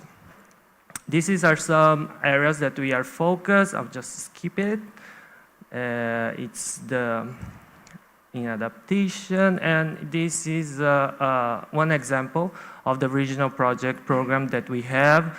This is a program that firstly in 2015 to 2021 will focus more on the energy transition from the diesel of fossil fuel to the hybrid mixing renewable energy and fossil fuel as well. But after 2021, we are now promoting more the implementation of the renewable energy. So it's from 2015 to right now, we are phasing out a little, supporting the phase out the partner countries. For some example of project that we have inside this program is the project to introduction of hybrid power generation system, Pacific Islands, that was implemented in Fiji, Kiribati, Tuvalu, Micronesia, and Marshall Islands. We have another example on the Palau as well that we supported for the formulation of a long-term plan for the transition to distribution of the energy sector. This one is on the project in Marshall Islands. It's a grant project that we supported the construction and renew of the reservoir of water treatment plant. So we could secure more water for the we use on the security water security. Thank you. So sorry for that. And just for that, this is our strategy example of the project that we are implementing in the Pacific regions. I just want to thank you very much for this opportunity. And I think the project in Samoa, we need a lot of cooperation from different stakeholders, and I'm looking forward to contact you and have further discussion. Thank you very much. Thank you. Tachi, for your very detailed explanation how the GCAS work. It's quite impressive in your work. And especially you start from one from promote the implementation of the Paris Agreement, doing the job for the capacity building and the research and the training. It's a very successful project. Then you have the co-benefit of the climate change, including some very interesting projects. Thank you for your introduction. Thank you. Now, next way to the Eric Mollet from France. Yeah, please.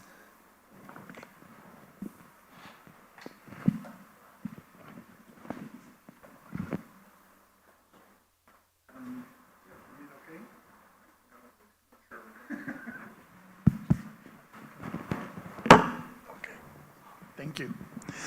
Excellencies, ladies and gentlemen, thank you, Ambassador, for giving us the opportunity to say a few words on the constructing global climate change adaptation partnership through international collaboration.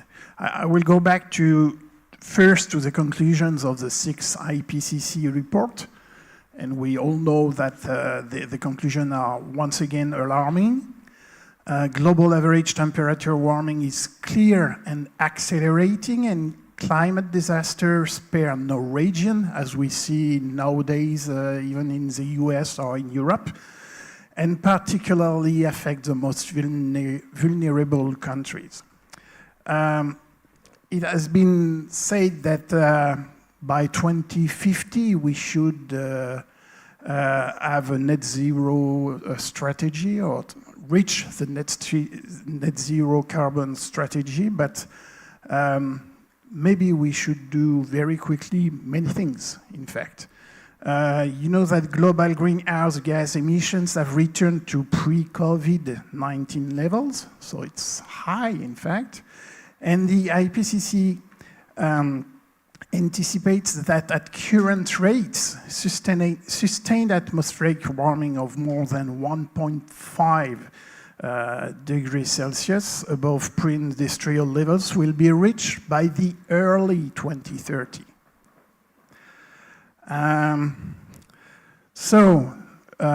If we want to respect the emissions trajectory compatible with the 1.5 degrees objectives, it requires global greenhouse gas emissions to peak between 20 and 25, and we are in 23. So it means it's an emergency, and we have to do it very quickly and very firmly.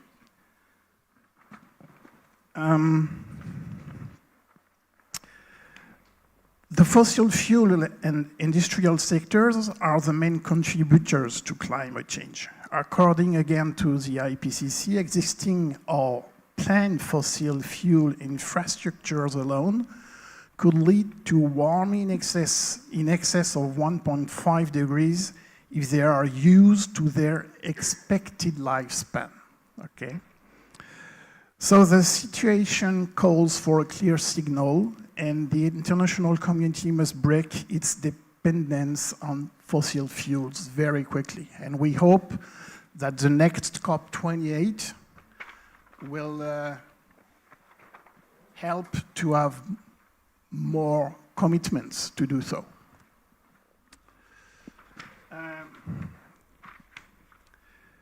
In June, the 22nd and 23rd of June, there was a summit for a new global financial pact that was held in Paris with the aim of building a new North-South consensus to meet the main global challenges: the fight against poverty, decarbonizing our economies to achieve carbon neutrality by 2050, and protecting biodiversity.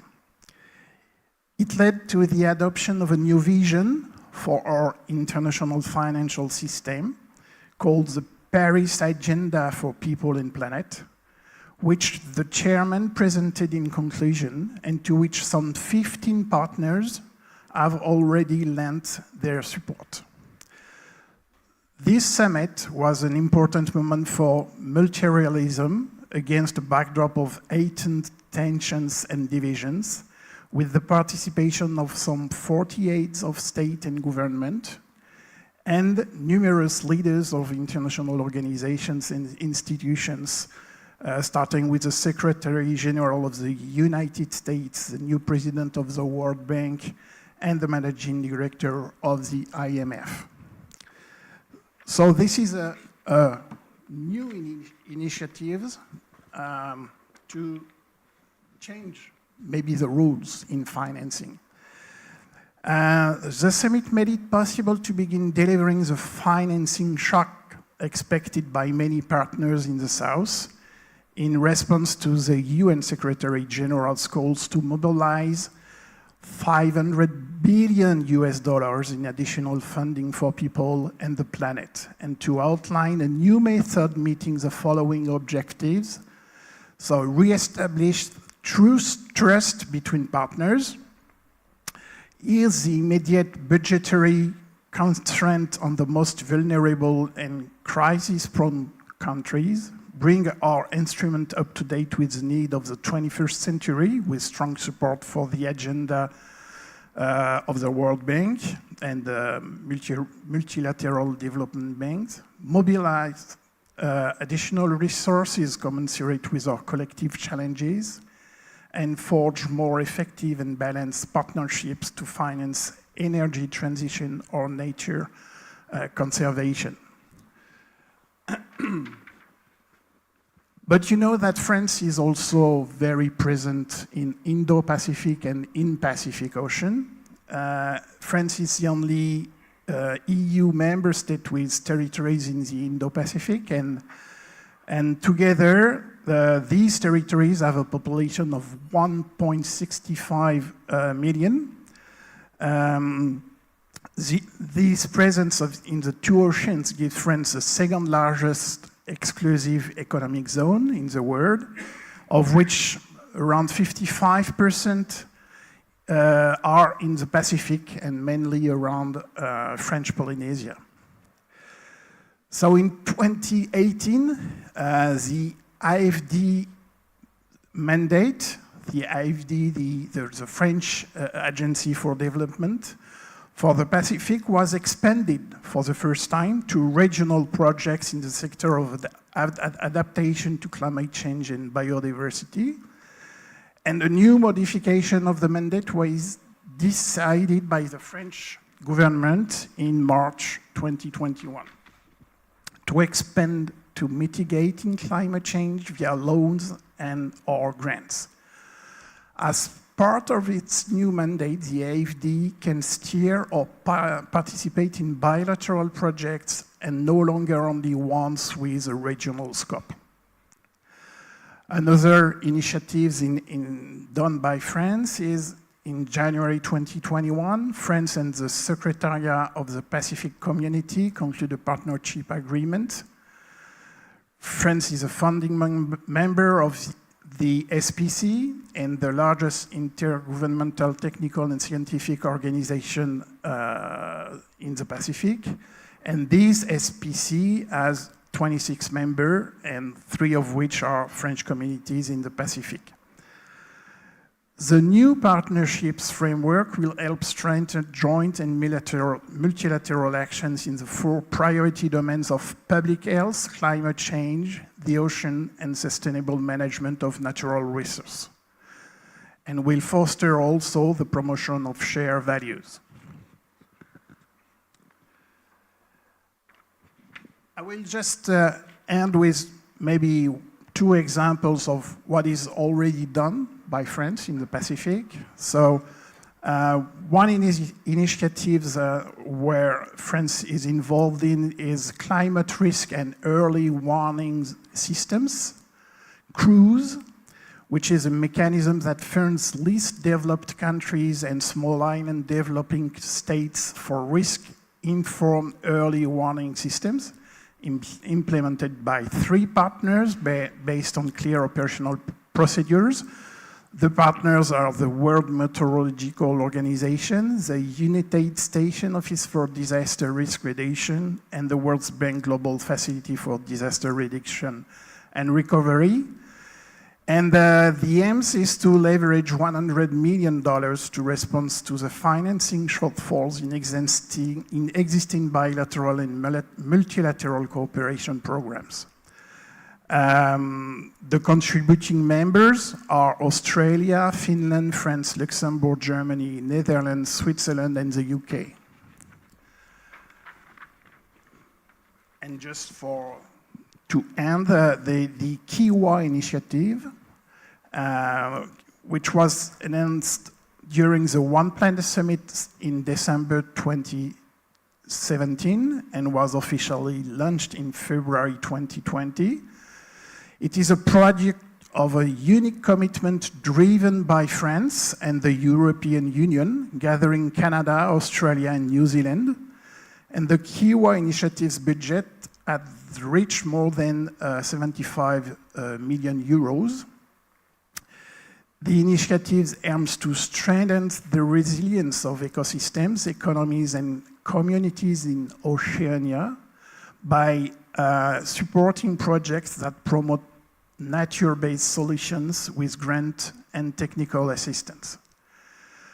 So these initiatives, Kiwa initiatives, helps build both local and national capacities, promotes approaches that are sensitive to social vulnerability and gender inequality, and foster dialogue amongst donors, regional organizations, countries and territories to improve development aid coordination on nature-based solutions for adapting to climate change. Just to finish, just because I'm in charge of science at the French office in Taipei, just to mention maybe an institution you should know, the French Research Institute for Development, IRD, which is located in very different countries all around the world, and especially in South countries. And they are doing a lot of research with their partners, universities and research centers, mainly in three areas: ocean, coast, and marine resources, climate change and environmental risks, and the One Health approach. Thank you.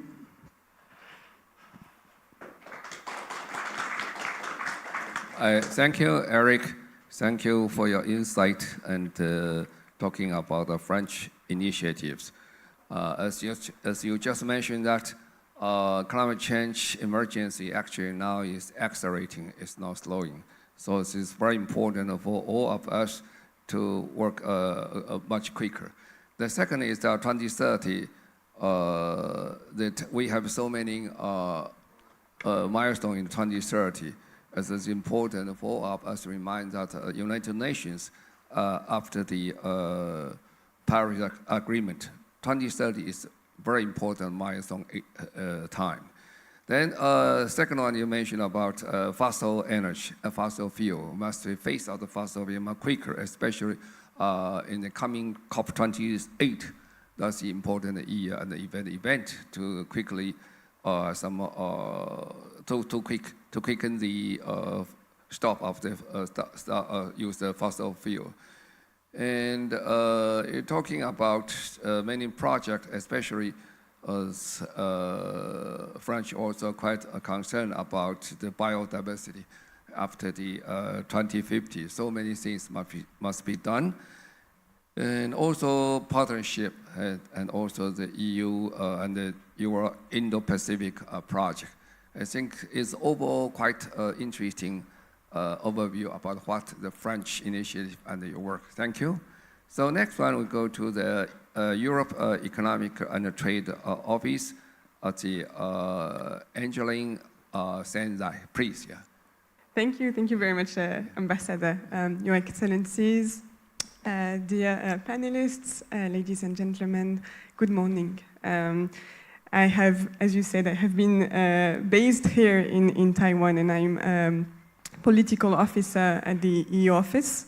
I have been based here for 2 years now, and I have to say that I have noticed firsthand the impacts of climate change in Taiwan and the urgency of action.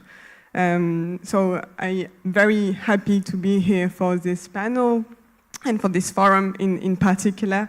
And that so many of us managed to be here today to discuss these very pressing issues. So I might be wrong, but I believe I might be the youngest of the panelists here today. And I have to admit that I am very afraid of the future and what the future holds for my generation and for the ones to come. I'm sure you've all noticed in the news that in the recent weeks, Europe has repeatedly broken tragic records. Indeed, in Europe, temperatures are increasing twice as fast as the global average, and extreme heat waves across the continent are on the rise. And all this has direct consequences on soil, moisture, drought, heat waves, and wildfires. This year, Europe is facing its worst drought in 500 years. Similar scenarios are unfolding everywhere in the world, including in Taiwan, including in the Pacific Islands. So we have also to acknowledge that those damages done are not just material. Human lives will be and have been already lost to climate change.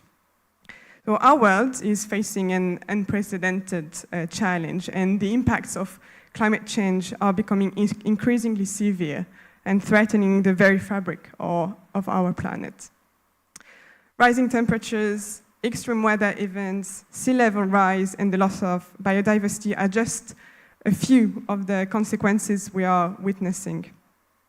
But we can change. And I would like to take you back to 1987. That's, for me, a really long time ago. I was not even born.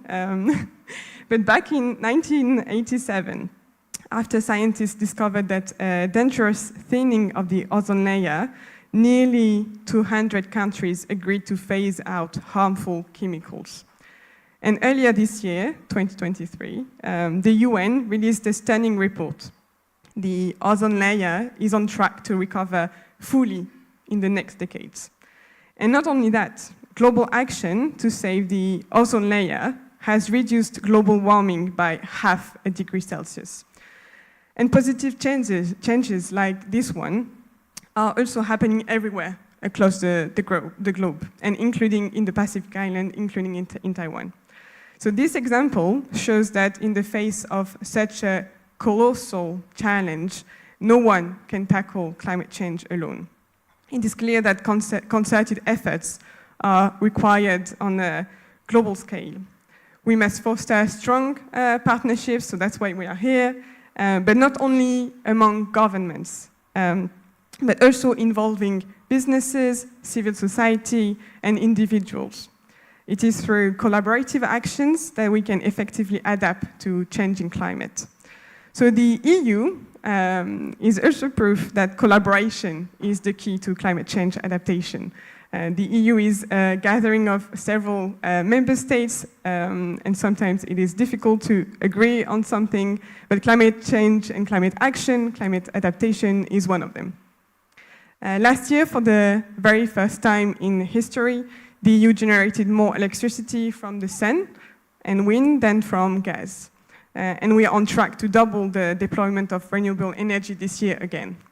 We have persistently increased our climate ambition with Fit for 55, our roadmap to reduce emissions by 55% by 2030, and then Repower EU, our plan for affordable, secure, and sustainable energy for Europe. We are leaving the throwaway culture behind, and we are entering a circular economy that is based on innovation. We are modernizing our industry with the Net Zero Industry Act. Thus, we are creating hundreds of thousands of new jobs all over Europe. And cities, big and small, across the Union are embarking on their own sustainable revolutions, blossoming with color and life. This is the European Green Deal in action. And this model we have been replicating all across the globe, including in the Pacific Islands and in Taiwan, who are very like-minded partners on this topic.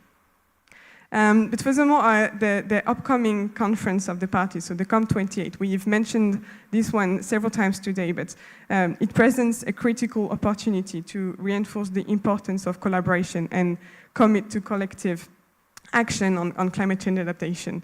So this will be a critical moment for everyone, but in particular for the Pacific. It is essential that we seize this moment to amplify our efforts, enhance international cooperation, and mobilize resources to effectively address the challenges that we face. COP28 can serve as a catalyst for transformative change and pave the way for a more resilient and sustainable future. However, I would like to emphasize that the context for COP28 is extremely challenging this year, as parties have made little progress on mitigation ambition, and we are at a risk of not keeping the 1.5 degrees Celsius objective of the Paris Agreement within reach. We need an ambitious outcome at COP28. We also need to make headway in our work to align global financial flows to global climate needs. So the Indo-Pacific region is one of the hardest hit by climate change. We've all said this today. There are many projects ongoing, and that is why the EU and its Pacific partners share a strong determination to take action, and urgent action to fight climate change, biodiversity loss, and pollution. A global, green, and just transition is required to make our planet safe for future generations. Together with the UN, we need to ensure that an ambitious outcome of COP28, unambiguous commitments to reduce emissions, more global climate finance, in particular for adaptation, and a concrete outcome of the discussions on loss and damage. Maintaining momentum in the near term and confidence in the Paris Agreement over the longer term requires new narratives based on science, along with concrete support and cooperation. It also requires trust amongst partners and solidarity between North and South. So the EU is working with partners all over the world, bilaterally, regionally, and multilaterally, to support and invest in a green and just transition. The EU is therefore stepping up its strategic engagement on climate action globally, but also including in the Indo-Pacific region and in Taiwan. And despite these efforts, the polarization experienced in the recent multilateral climate negotiations, such as in Bonn, as well as in the G20, with developed and progressive developing countries on one side and major developing countries on the other side, is worrisome. There seems to be a dynamic driven by some states to stalk real progress in the fight against climate change, dismissing efforts for sincere discussion regarding scaling up mitigation action and aligning global financial flows with the Paris goals. We need to counter this together whilst continuing our support. We have some opportunities in the year ahead before arriving at COP28. The EU will continue its discussion with other partners, such as the US, but also Canada, Pacific countries, Taiwan. We had a ministerial conference on climate change in Brussels on the 13th and 14th July that contributed to this discussion, but we also have the UN Climate Ambition Summit on 20 September this year to support an ambitious outcome of COP28. So there is still a long way to go. Climate and environmental disasters are happening all around us, but so are the solutions.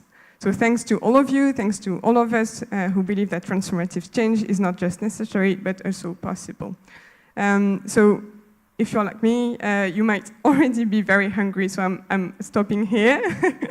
And I'm happy to discuss a bit further our engagement in Taiwan as well. That's my area of expertise. So today we are marking a difference together. So thank you for, again, to the panelists, but also to the participants who came here, and to the organizers for making this forum part of the solution. Thank you.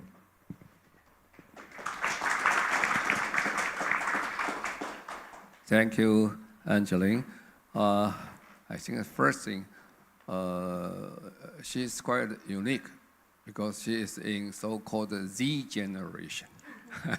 So I met so many people in this generation. They are more confident and more ambitious and more care about Earth.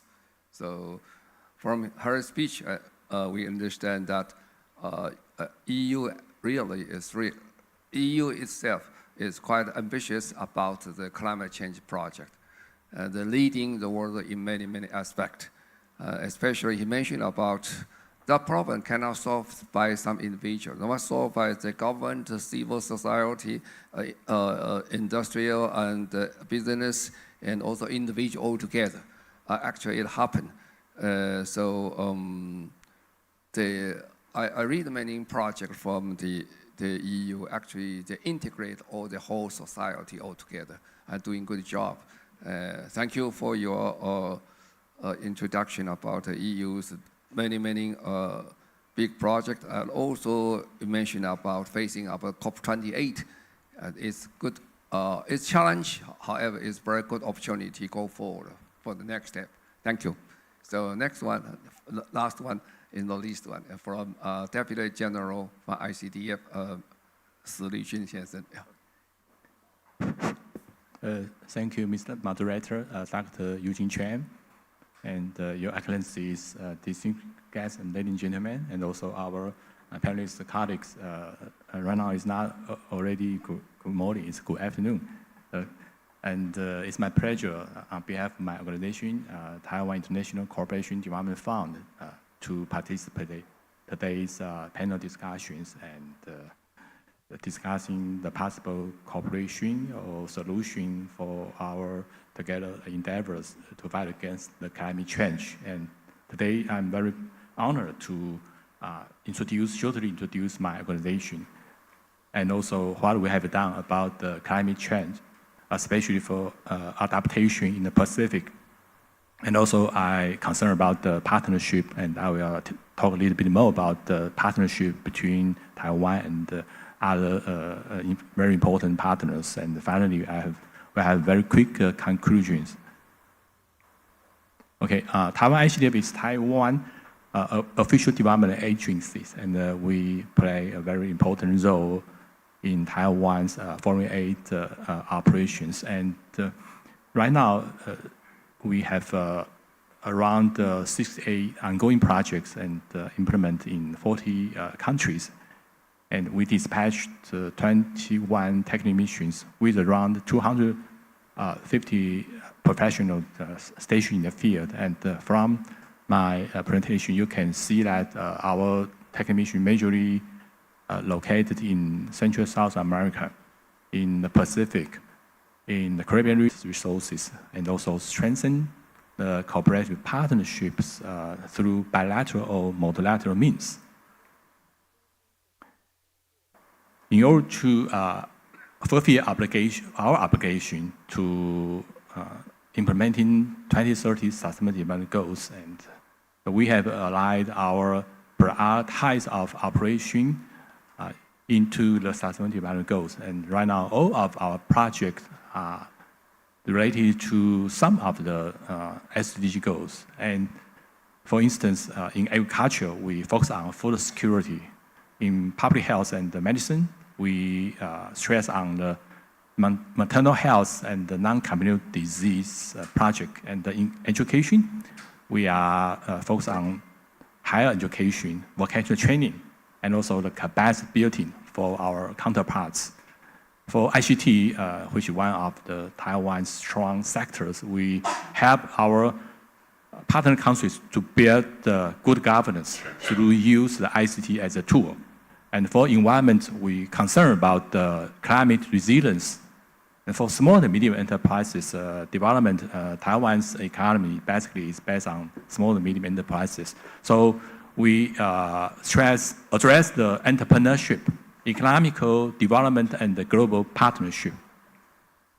And now I will talk a little bit about the climate change in the Pacific. Based on our decades of operation in the Pacific, so Taiwan ICDF or Taiwan is not just know about the climate change problem in the Pacific. We witness the impact of climate change to the Pacific. And the most substantial effect, I conclude some of the reasons. There are many, many reasons, and my colleagues, the panelists, and also the press one has already mentioned many, many problems. But I said that we witnessed the problem.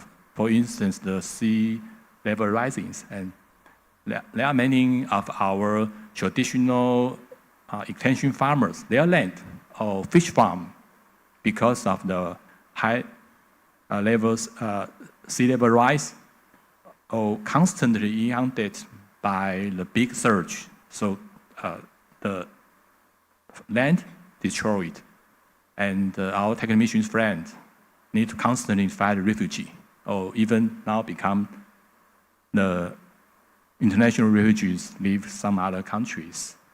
And for the extreme weather events, because of the frequency of the typhoon, or especially extreme raining, so it causes our technicians, specialists, need to think more, always need to think about more technologies, how to help our extension farmers cope with local climate variabilities.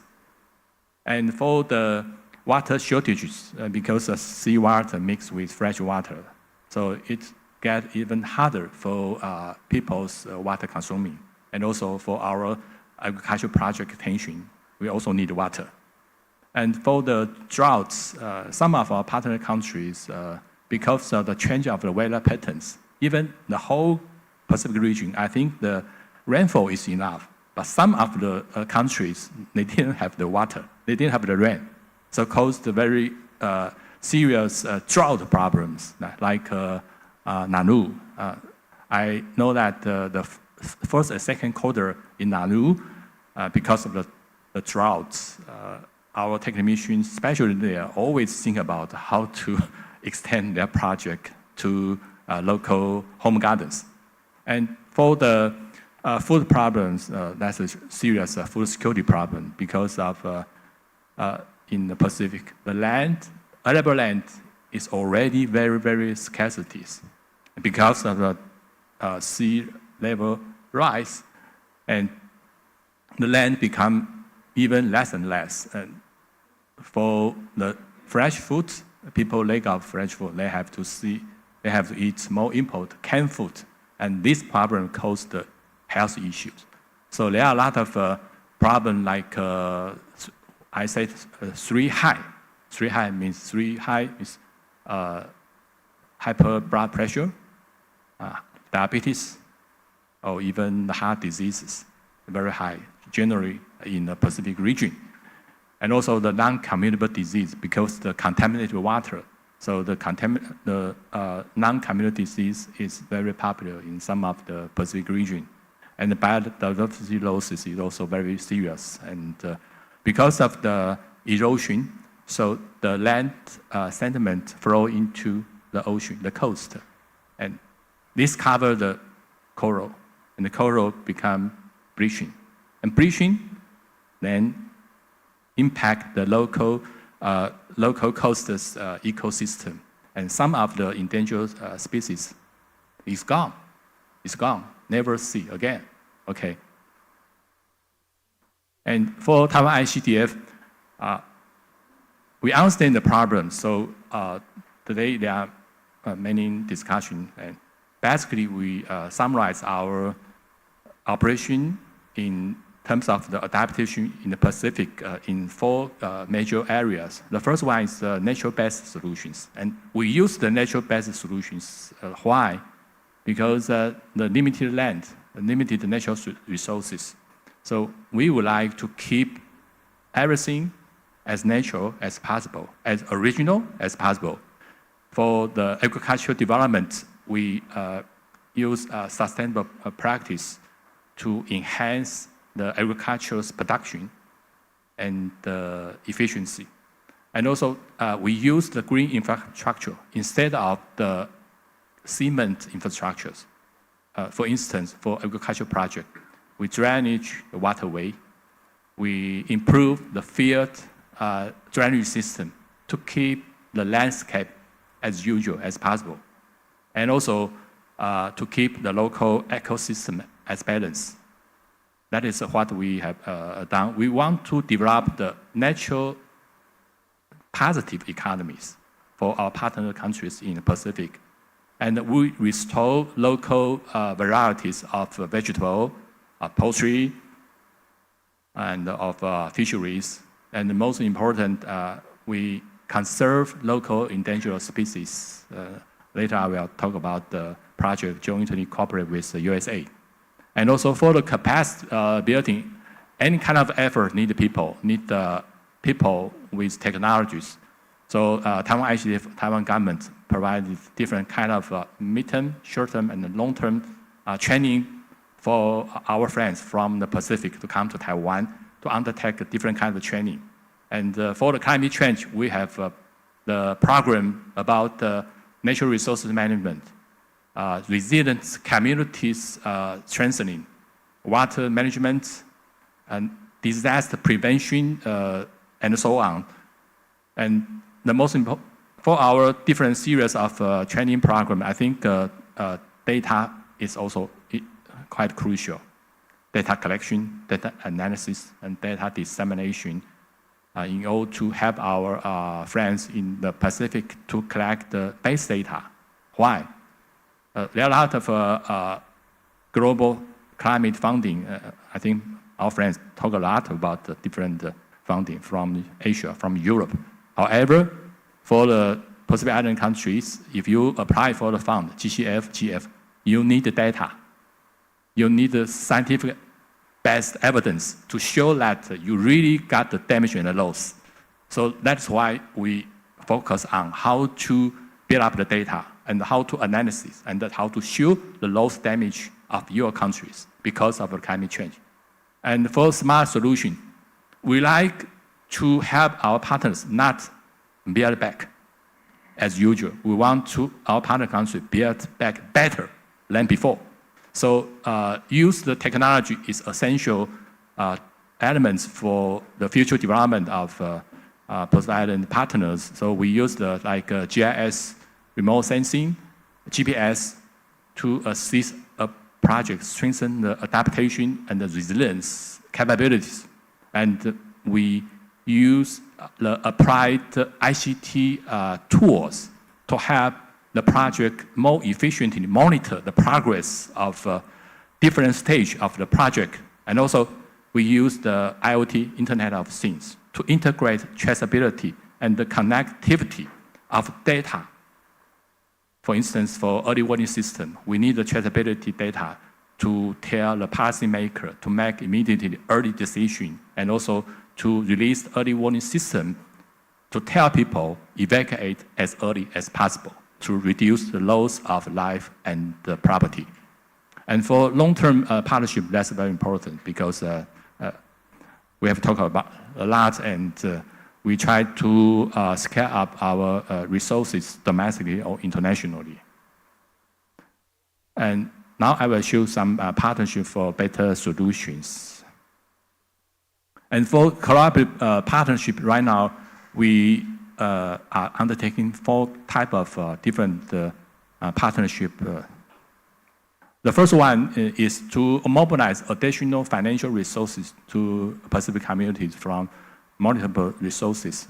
I mentioned we have operated in the Pacific decades of times, so our project become very good platform to attract other resources from other countries, bilateral or multilaterals, to use the project, help our friends in the Pacific enhance the life vulnerability, the life sustainability, and so resilience to fight against climate change. For instance, the project in Palau has successfully to apply our exchange farmer apply funding from the Global Environment Facility, GEF, from the Pacific community, or even the Asian Development Bank, as well as Japanese government, to help our extension farmers enlarge the scale of their farming or fishing activities. And with like-minded countries, my colleague Betty has, in fact, you have mentioned a lot. And since 2021, Taiwan Initiative have constantly have periodical dialogue with Betty, and Betty, you lead your team, and we talk about, we're not just talking. We gradually review what kind of activities we can do to help our friends in Pacific enhance their capability to fight against the climate risks. And so through co-training and also co-design the project, you mentioned about the project about the fishery, Palau coastal fishery management project. So this is a project through cooperation among USA, Taiwan, local NGO, and also the government of Palau to conserve, to protect their coastal fishery resources through technology like GPS or GIS, and so on. And also the co-funding is a very significant improvement between the cooperation of our organizations. Through the PAF, Pacific American Fund framework, and we join the United States-Taiwan partnership, and we also contribute the funding to help the communities in the Pacific to design their project, to lead the project through natural-based solutions to help the community's resilience. And in fact, last year, we also approached the Kiva through discussion with FD, and I hope that the discussion continue going on. And tomorrow, JBIC will visit my office headquarters in Taipei. So really, partnership is very crucial for all the international like-minded countries to build up better strengths to jointly, through financing, through technology transfer capabilities, to help our friends in the Pacific region. And also, domestically in Taiwan, Taiwan actually also incredible resources from the public sector, from private sector, even the people, to implement projects. Yeah, I see. Yeah. Okay, and the co-advocate joint collaboration is also crucial. And during the last few years, we have participated like UN HLPF, UN ANGA, COP, or UN OC affairs to.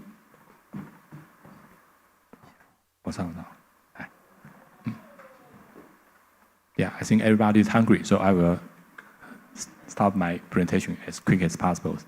The purpose for joint collaboration and co-advocates is looking for new friends, partners to join our mutual efforts and tell international communities what we have done through mutual cooperation to help our partners in the Pacific improve their environmental resilience.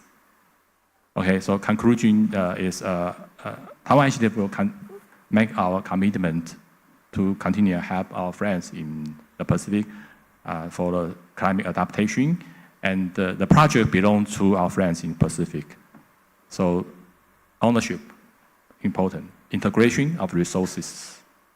Thank you very much for your listening. Thank you. Thank you, Mr. Xi, for your excellent or very detailed explanation of what the ICDF is doing. Good job. Finally, I think time is up. So I must take the chance to thank for 5 panelists for your detail sharing your idea and experience. And it's very good for prepare for the better international cooperation to deal with adaptation and mitigation. Thank you very much. Thank you. Thank you very much to Ambassador Jian for moderating the session for us, and thank you to all panelists for your insight for sharing. We would like to invite everyone to please stand up and move toward the center for a group photo. Thank you.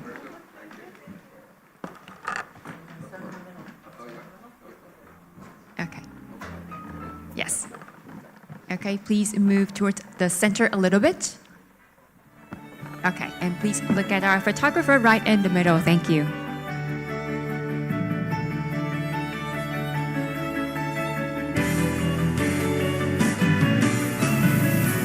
Thumbs up for the photo.